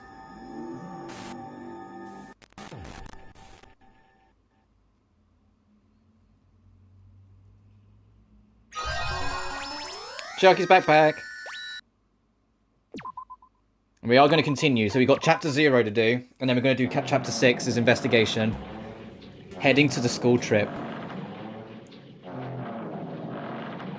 Because Chapter 0 is important to understanding K6 as well. It would be wrong to say it was swaying from side to side. He was actually shaking rather intensely. The room I was in, it was shaking from side to side. The shaking was quite irregular. Just when you thought it was a series of small shakes, it would suddenly shake violently, and every time that happened, I'd have to steady myself with my foot. I couldn't stand up very well, but for me, it was comforting. I never thought not knowing what to expect could be so fun, so I was feeling rather excited. But I figured I'd get bored of that feeling soon enough. That's what I was expecting.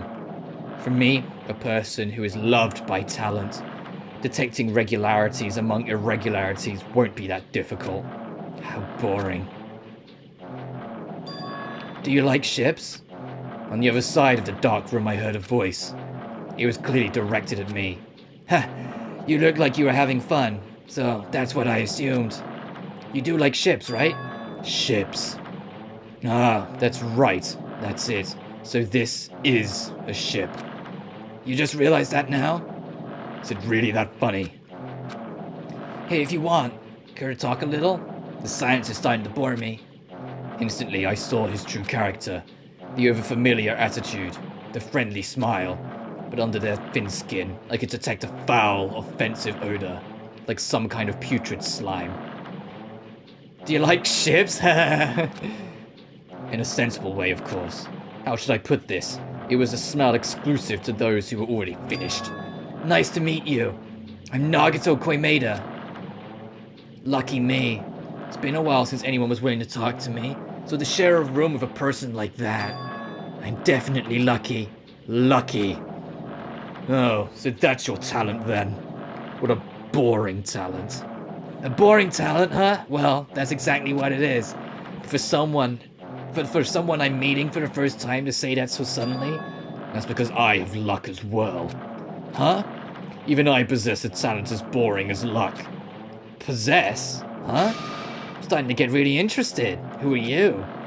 You're obviously from Whole Peak Academy too, right? So you're one of us. But that's weird. This is the first time I've ever seen you. Can you tell me why you're here? How did you end up here? How boring. Ah, sorry, I'm often told I'm terrible at making conversation. Not you. This world. Huh? This world is full of boring people. People who lack talent stick together and oppress those who possess talent. Even though they know they're insignificant, they don't try to acknowledge their true superiors. They are profoundly desperate to drag them down to their level. And because of these bastards, this world has come to a deadlock. This world has stopped evolving. How boring. Well, this world is shaped by the will of the majority. It makes sense that it bends to those who lack talent. That's why we're in our present situation. Ah, perhaps. Do you have anything to do with the reason you're here? Boring people make no contributions to the world. Not even a speck of dust. That's why my teachers taught me that a certain degree of selection must be performed. Looks like they have high expectations for you, huh? That's completely different from me. How boring. Yeah, it's literally just Virgil. But what are you planning to do? Now that you've ended up like this, there's nothing you can do, right? Listen well. Using people is a talent too. It is now my turn to use that person just as they used me in the past. That person? Are you talking about Ultimate Despair? But how? I mean, they're already... I have it with me. The contribution that person left to me, even now it rests in my pocket. I don't know what you're talking about. I'm definitely lucky. I can't believe I'm speaking with someone as amazing as you. And here's the real fucking horror. Nagito's demon hand. Then, will I be able to see her again? The biggest reason why I kept pushing that stupid fucking joke is because it's actually plot relevant. Other than the fact it's funny, it's actually plot relevant.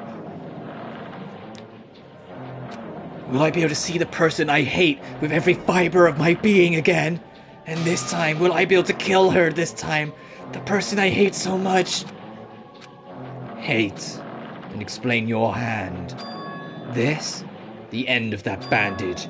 It's a woman's hand, right?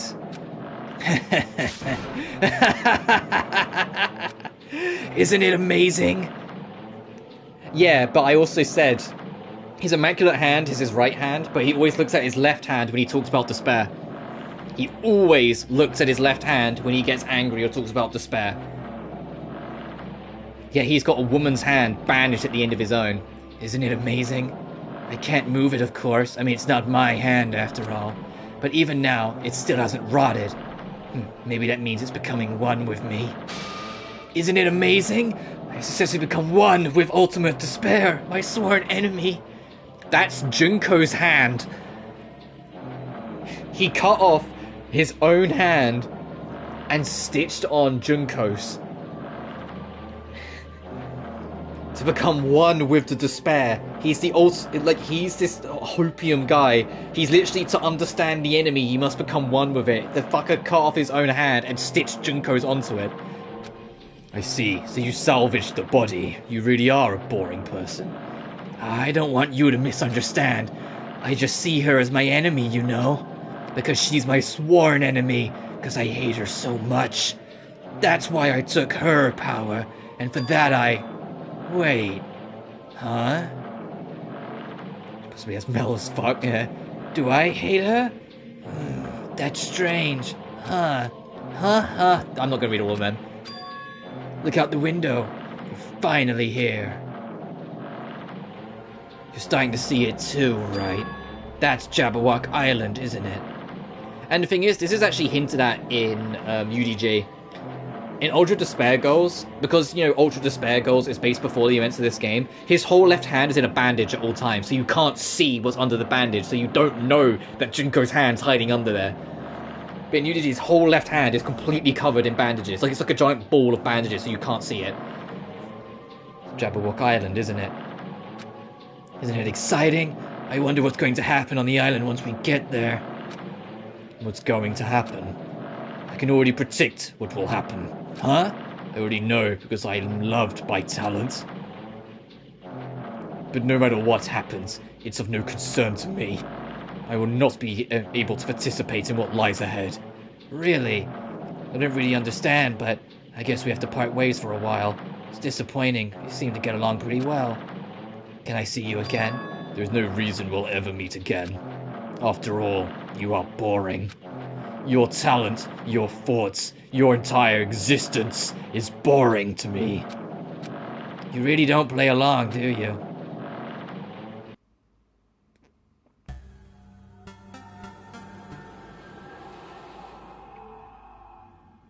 Who is the identity of that very moody figure who thought everything was boring?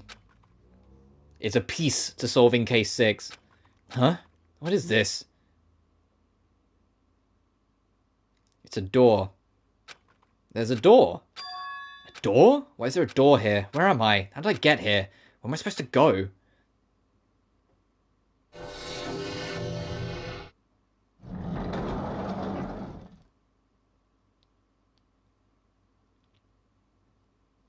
Huh? Isn't this a classroom? But even so, it's a very strange classroom. We're back in the first fucking game. Why am I in a place like this? I went inside the ancient ruins of everyone else. And I arrived at a place that looked like a trial ground, but then why? It's not connecting. I don't know why I'm here. It's like there's no connection between how I left the trial ground and how I ended up here. It's just like before. We were all gathered in that classroom just before we arrived at Jabberwock Island. But where is this place? Is it somewhere on Jabberwock Island?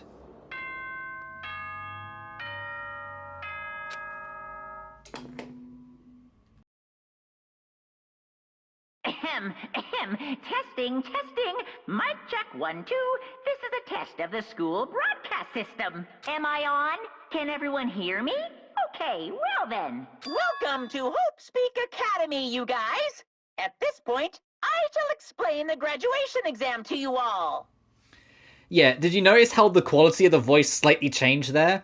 To hammer it in, they literally reused the voice clips from the first game for those first 2 lines, and then transitioned into the new lines to hammer in their point that everything's gone to shit.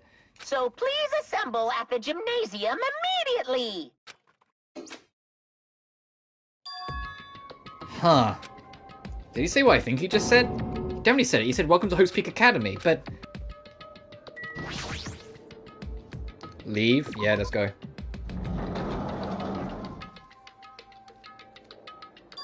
Everything in the hallway doesn't feel like a school at all. What a creepy place. At least it doesn't look like a normal school at all.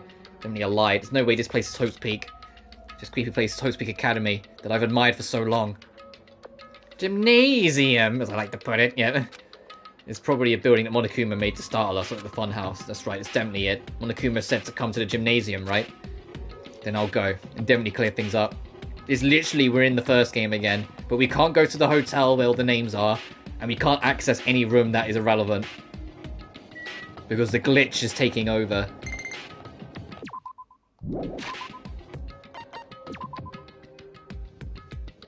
Oh, right, because you nearly completely despaired. You became Shitimi. I'll call it if it's fair, since it's my own serial gimmick fair.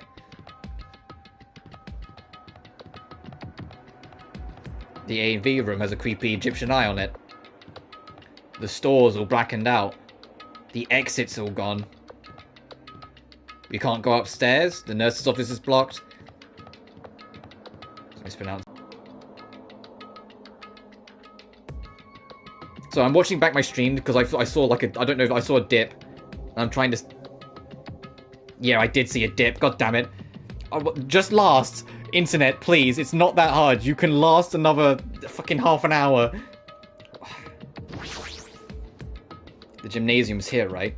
Alright, I'm going inside. Something must be waiting, but I'm not going to cower away anymore. And so, I mean, I guess it fits the aesthetic. Everything's breaking in the actual game world, so like the stream lagging out as well, but at the same time, stop lagging out, stream, please. Let's stream like that. I'm waiting for it to break, literally, at this point. I'm watching it and keeping a firm eye. I'm waiting for it to just kind of die, because I know it's going to happen. It's how it feels like it's going to be.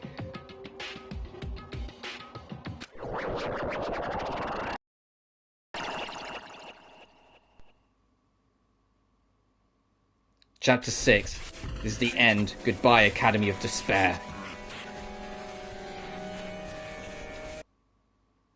It's a bit ridiculous. Yeah, I wasn't prepared for what was waiting for me on the other side of that door.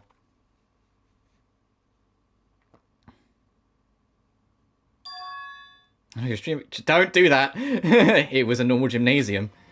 Damn fucking right. scaredy. Yo, Hajime. Yo. You heard the announcement and came here too, right? You guys did too, right? What's going on? Hey, what do you make of all this? Monokuma said this place was Hope's Peak Academy or something. That is... If the stream drops, I will just wrap. And then we will hopefully do the rest next time. Because I want to at least get to the trial ground for case 6. Because I know this case 6 is long as shit, so I want to be able to actually fit that in one stream. That cannot be possible.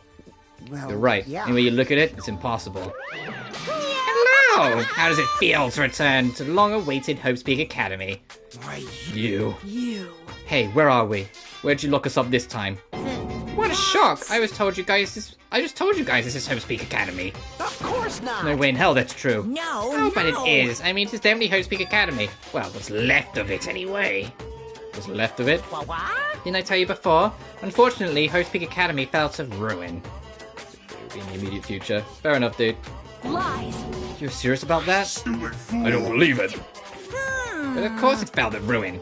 I mean, they were doing things that they deserve to be ruined for. Yeah, no worries, dude.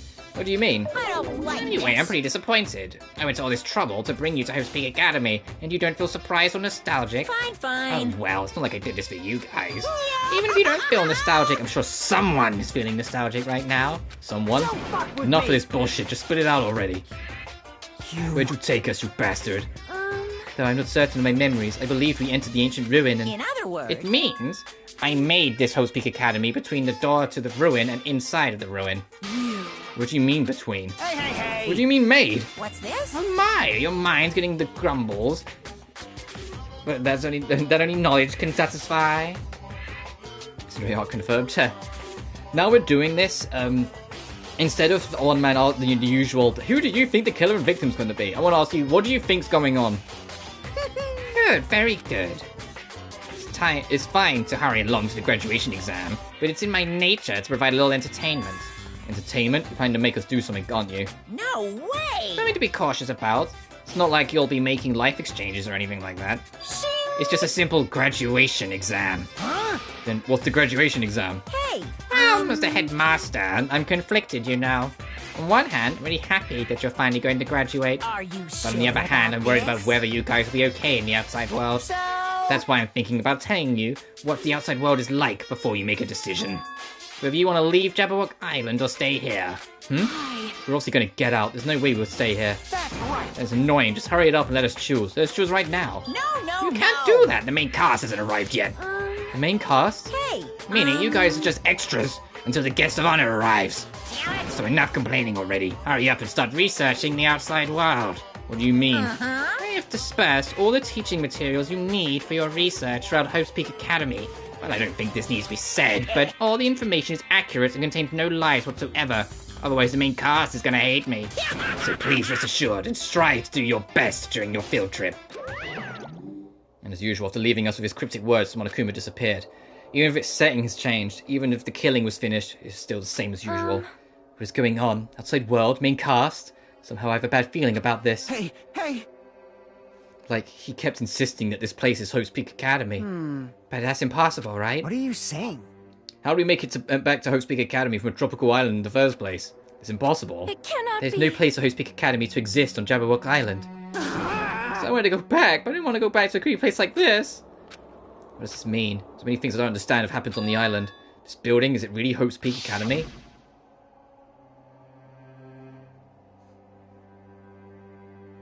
Is this Hope's Peak Academy I've been admiring for so long? What in the world's going on? Damn it, why is this happening? Why? I was finally able to attend Hope's Peak Academy. I finally thought I'd become confident in myself. Even so, I wanted to become Hope? Is that what you're thinking? Just stop it. Listen carefully. The only humans worthy of becoming Hope possess amazing talents and a strong will. And the moment you're born into this world, you either have that or you don't. It has nothing to do with effort. You must be chosen by Hope to become Hope. That's why it's not even worth admiring. Or were you so blinded by your admiration for Hope's Peak Academy that you couldn't even see that? Ugh. You're just some nobody from the reserve course who never had a talent to begin with. A nobody who forgot he was a nobody. That's all. If I really am a nobody, then you should have just left me alone. Why? Why do I have to go through something like this? Hajime, did something happen? Huh? Hey, bastard! Now's not the time to zone out. Sorry, it's nothing. I didn't really get it, but is that all? I'm gonna do As long as I it. don't beat the crap out of Monokuma, nothing's gonna get solved. Is that what this means? Hey! Just what the heck is Monokuma anyway? He's not a part of the Future Foundation, right? If you say that, then what is the Future Foundation? Jeez. You know, Chiaki and Monami are gone. Our situation hasn't changed one bit. Which means the Future Foundation wasn't our enemy. That's the only thing I can think of. You serious? So they're not World Ender? Then we really were tricked by Monokuma?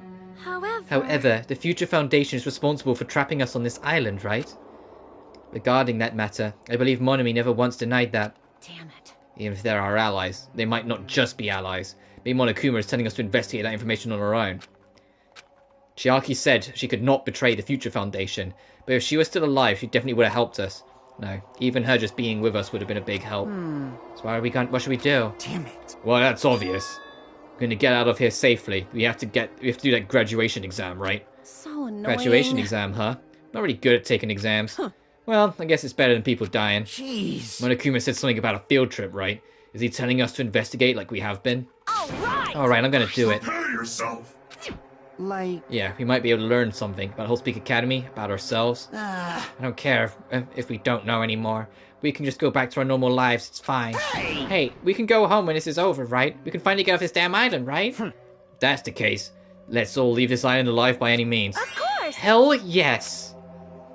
He's right. Now's not the time to bemoan how unlucky I am. Where this place really is, what's happened to Hope Speak Academy, none of that matters. What's important is, I need to leave this island with the others.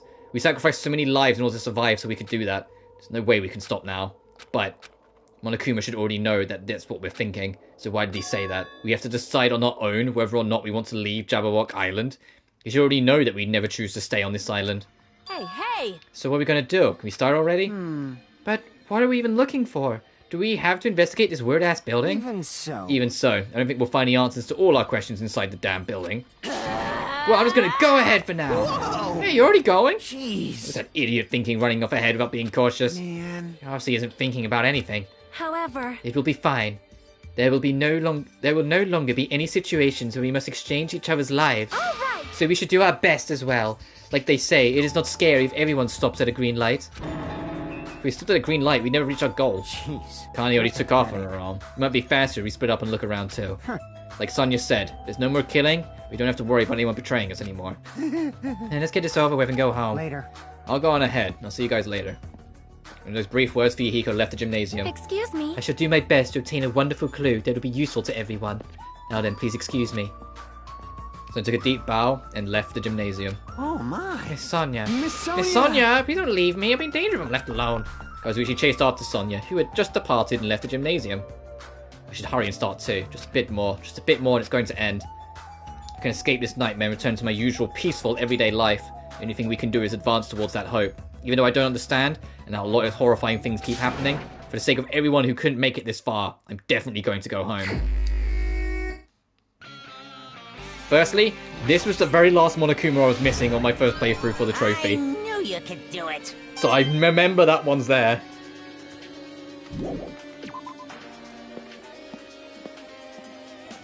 You leave, and you suddenly end up on the 5th floor. Huh? It's weird. This is the hallway I walked through to get to gymnasium, but it's clearly different.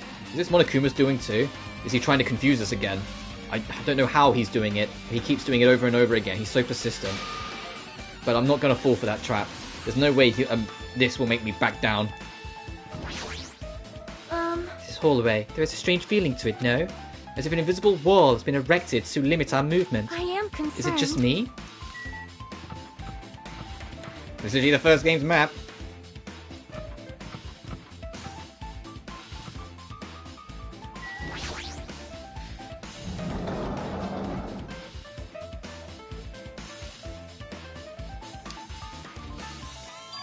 Is this dojo? It's full of strange things that make me think there's no way we're inside a school. Perhaps it's a mistake to expect the inside of this building to make sense.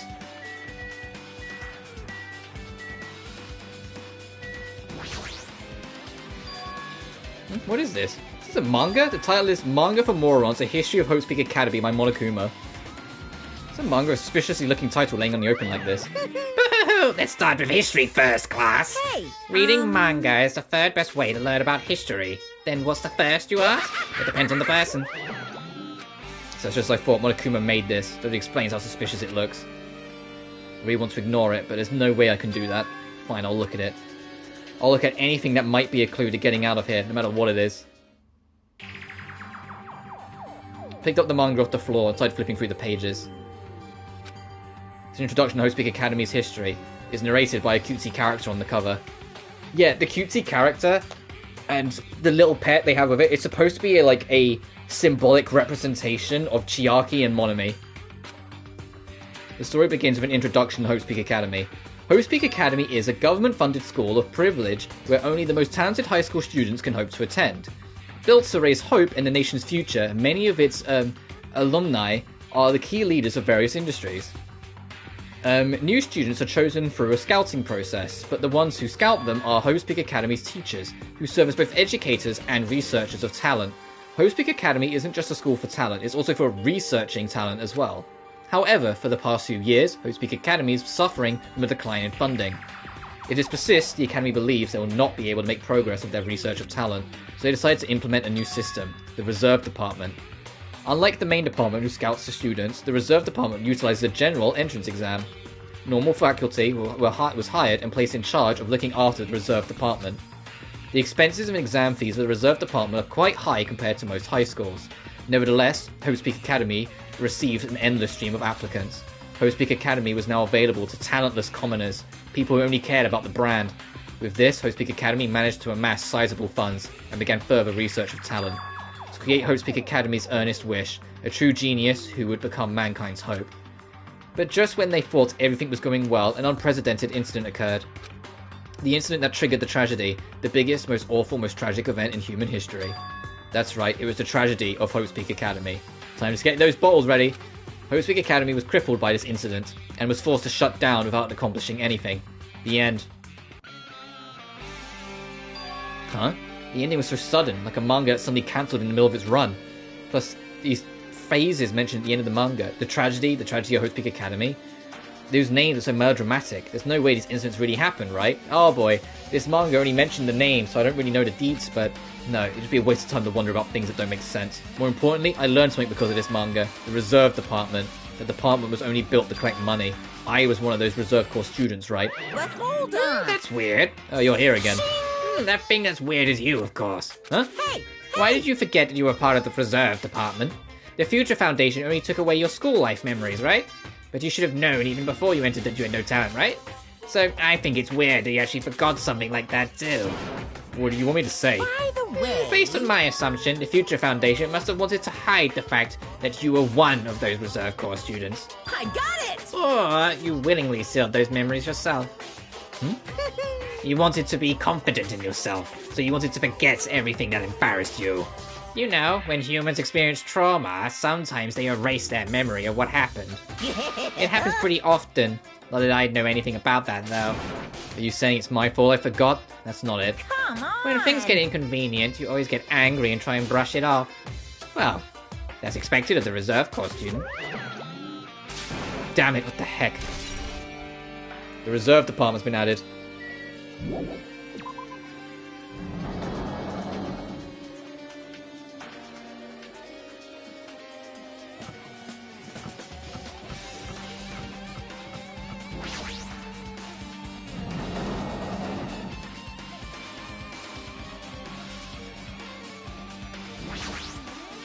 I'm going to try and get through this kind of quick, because I do want to wrap up soonish anyway, because I need to, I want to have food before I get ready for work, and I need to get ready for work earlier, because my shift starts earlier than it usually does. I usually start at 7 PM, but for all these shifts this week I'm playing at 6 PM.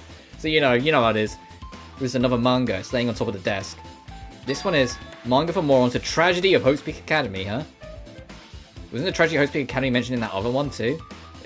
It's why Hope's Peak Academy went bankrupt, and it was the trigger of the biggest, most tragic, most awful event in human history. Take a shot! If I read this manga, we're about to learn a little more about the incident. I also need food, yeah.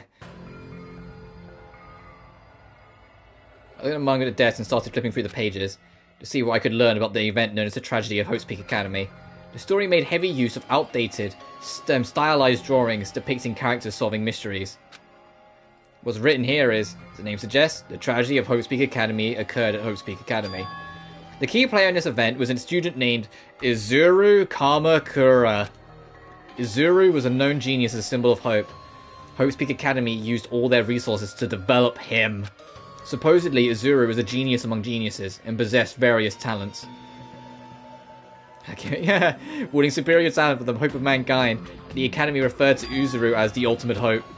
To protect such rare talent, the Academy completely concealed all evidence of Izuru's origins and identity. Because of that, most of the students at the Academy were completely unaware of Izuru's existence. But Izuru, who was known as the symbol of hope, was responsible for a horrible incident. 13 students in Hope's Peak Academy Student Council, among the Academy's best and brightness, were brutally murdered by Izuru. However, the incident did not end there. The Academy tried to protect Izuru's superior talent and conceal the incident as though it never happened. However, a certain student began working in secret to use that incident to their advantage. And keep in mind, we know that the incident spiraled out. You can start piecing things together. The Despair Sisters found that they have a fucking, highly developed symbol of hope that for some reason snapped and murdered all the people that were trying to make them the ultimate hope. That's the secret weapon I was talking about that allowed the Despair Sisters to take over. Izuru was a handcrafted super weapon, basically. And we're going to be learning more about Izuru, what it was, and what became of them as it goes on. A certain student began working in secret to use that incident to their advantage. That student uncovered what the Academy did, and by making that knowledge public, it stoked the fires of Reserve Corps students who had long been dissatisfied with how they'd been treated, and the uprising began. And then, heralded Hope's Peak Academy's destruction. This is the entirety of the tragedy of Hope's Peak Academy. Eventually, that incident would lead to that horrifying, devastating incident. The incident that would be known as the biggest, most awful, most tragic event in human history. Works cited, Danganronpa 0. Heavy sigh, I closed the manga. Am I supposed to believe this? No way 13 people were killed at Hope's Peak Academy. Oh, that exact story, by the way, there is a book called Danganronpa 0 that was released after this game came out. By the way. It's which is kind of clever in their way, and Danganronpa 0 does elaborate on that book that we just read in this game. There's no way 13 people were killed at Host Peak Academy. What irony! For a genius known as the Ultimate Hope to cause such a gruesome incident. And the reason why it's called Danganronpa 0 is because it was also the trial run for the killing game. Junko used that incident as a trial run, but it ended in failure because all of the students ended up killing each other. No one survived that initial situation in the trial run. So Junko and Makuro took what they learned from that and then applied that to the next one. The next one was Danganronpa, the original Trigger Happy Havoc. For the genius known as the Ultimate Hope to cause such a gruesome incident. A sound like that is too regal for society. It's like trying to buy juice with a bar of gold. You should be lucky that you're incompetent. Damn it, he was just to lead up to something offensive, so he pisses me off. But Ultimate Hope, Nagito mentioned that before too, but it looks like it means something completely different here. What Nagito said was the true meaning of hope, but for Uzuru, hope simply means talent. More importantly, a genius who possesses various talents. Wish they'd given me one of those talents so I didn't have to be a reserve department. That's right, the reserve department! It said that the reserve department students in the reserve department began uprising. Then what about me? Was I in a participant too? No, that's not possible. There's no way. I had no reason to do something like that. Anyway, I've learned about the tragedy, but the shot of human history is a far worse incident, right? What kind of an incident was it? And who's this other student who isn't Uzuru? A certain student who secretly used the incident to her advantage? Who is that? This incident is really messed up, but all it's doing is raising more questions. The mysteries just keep piling up.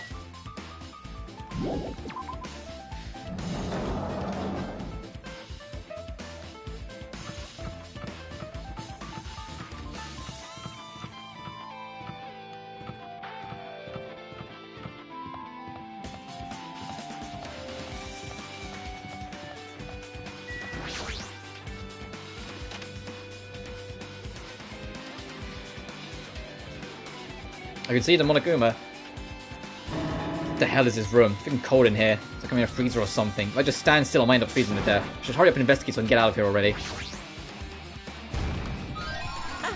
I've been found! There's another manga's laying here. The title is Manga for Morons, Biggest, Most Awful, Most Tragic Event in Human History. I knew it. The next one would obviously be about this incident. The shot of human history, 2 in a row. What was the incident really all about? It might just be something really lame. I flipped through the pages of the manga. I keep on making the joke about being a drinking game. Don't fucking poison yourselves, please, because it's gonna come up a hell of a lot.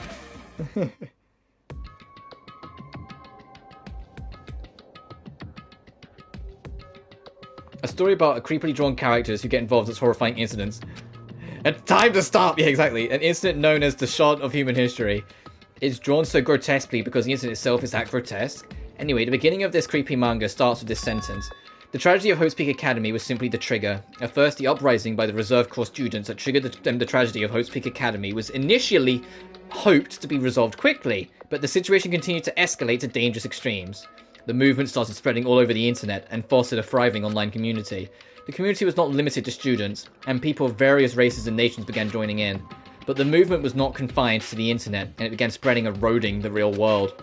When the movement started, it was indistinguishable from any other demonstration inspired by social unrest. But it spread across the world. Certain abnormalities soon came to light, but it was too late. The ends and the means had vanished. The wanton destruction became their only goal. The stronger butchered the weak. The weak killed the weakest among them, and soon the weak formed factions to brutally murder the strong. As the violence and death continued to spread, the shock of their actions began to disappear. As if the era was regressing to more uncivilized times, when senseless deaths were the norm. The media was oversaturated with deaths to the point where people would watch them while enjoying a meal. By the time the world realized what it had become, it was too late to stop what had happened. A feeling of immense despair began spreading and eventually engulfing the world. Acts of terrorism and coups d'etats began occurring around the world. A war waged in the name of despair. A war fought not for principles, religion, or personal gain. Just war. Pure war. And because of that, there was no way to resolve it. How could a movement started by high school students progress to such a hopeless scenario? The only explanation is the existence of a certain organization. devoted to a certain student who influenced Hope's Peak Academy, a group called Ultimate Despair. Instead of using Hope's Peak Academy's talents for the sake of mankind's hope, they used them for the sake of mankind's despair.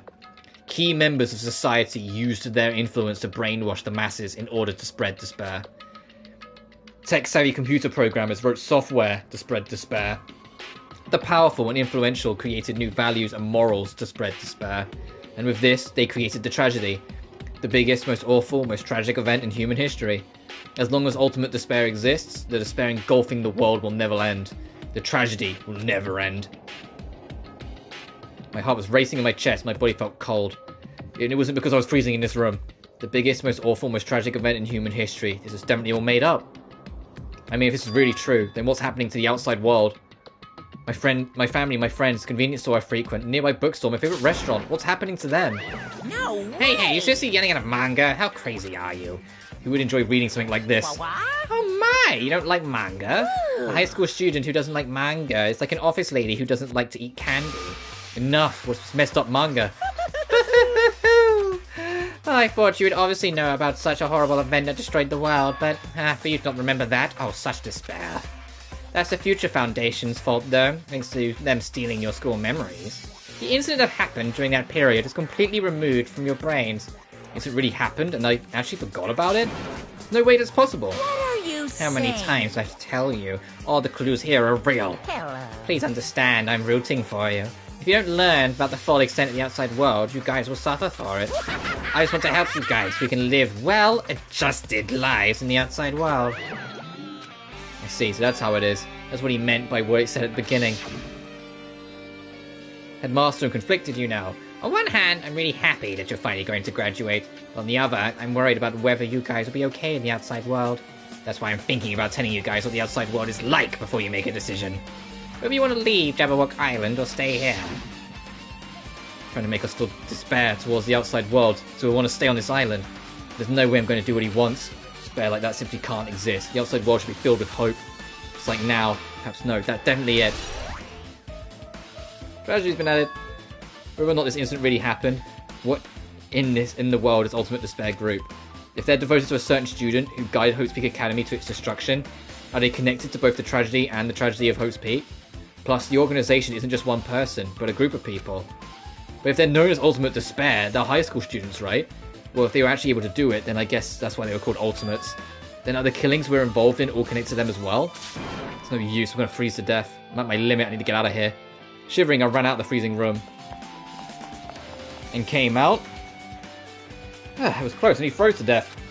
So where should I go next?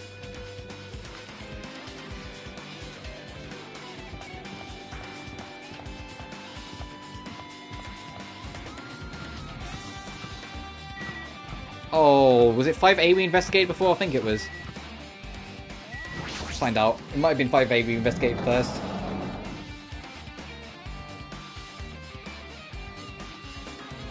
Okay, good. Should ignore it. I'm just gonna pretend I didn't see him.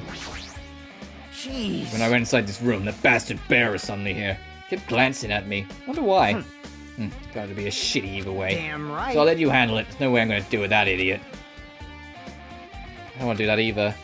Crunchyroll, what have they been up to? Alright, Monokuma, what do you want? Hiya. I'm just for voting. What do you mean? Elaborate. Oh, Hajime, if they're advertising membership for you doing something on their channel, isn't that just what anything does? Oh, Hajime, hope you're doing pleasingly well. Am I pleasing you well? You're pleasing me well, right? What are you doing here? No. No, I don't keep up with US politics, so is there like a voting season going on right now? I don't know what you mean. Ah, there's another thing I need to tell you on this floor. I got bored of drawing manga. Can you forgive me for telling you word of mouth? Should have done that from the beginning. You want to read your manga in the first place. Cool night. Anime Awards. Oh, so they got promotion. That's not desperation. That's fucking advertisement promotion. That's still just a company decision. I mean, don't get me wrong. I don't like Crunchyroll that much nowadays. Some of the decisions they make I'm not too fond of, but it's an award show about anime. Of course, the app that, you know, releases anime and like helps get it out in the West would want to be involved. It's literally advertising. A school student who doesn't like manga. Like a sumo wrestler doesn't like eating hot pots. Can we fed up your babbling? What do you need to tell me? Wait to see if it catches up, or if it's just gonna drop. If it drops... Are we in? Is it happening?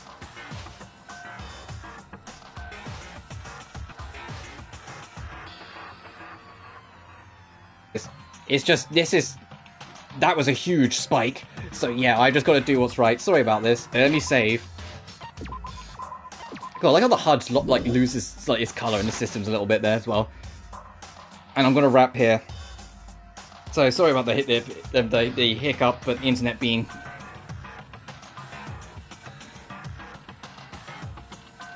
Smart to give people a membership just for voting, considering how much money you lose when many people get free memberships. Yeah, but the intention is that you come back for more. You watch something, go, oh well, this is cool, I'm gonna stick around. That's what they're going for. Anyway, I gotta wrap because this internet's like dying on the spot. So next time we'll continue the investigation and do case 6. But until then, thank you so much for watching. Remember to like and subscribe if you enjoyed what you liked. Sorry again for the trouble. But remember to like and subscribe if you enjoyed what you saw. Hopefully my internet will get better tomorrow.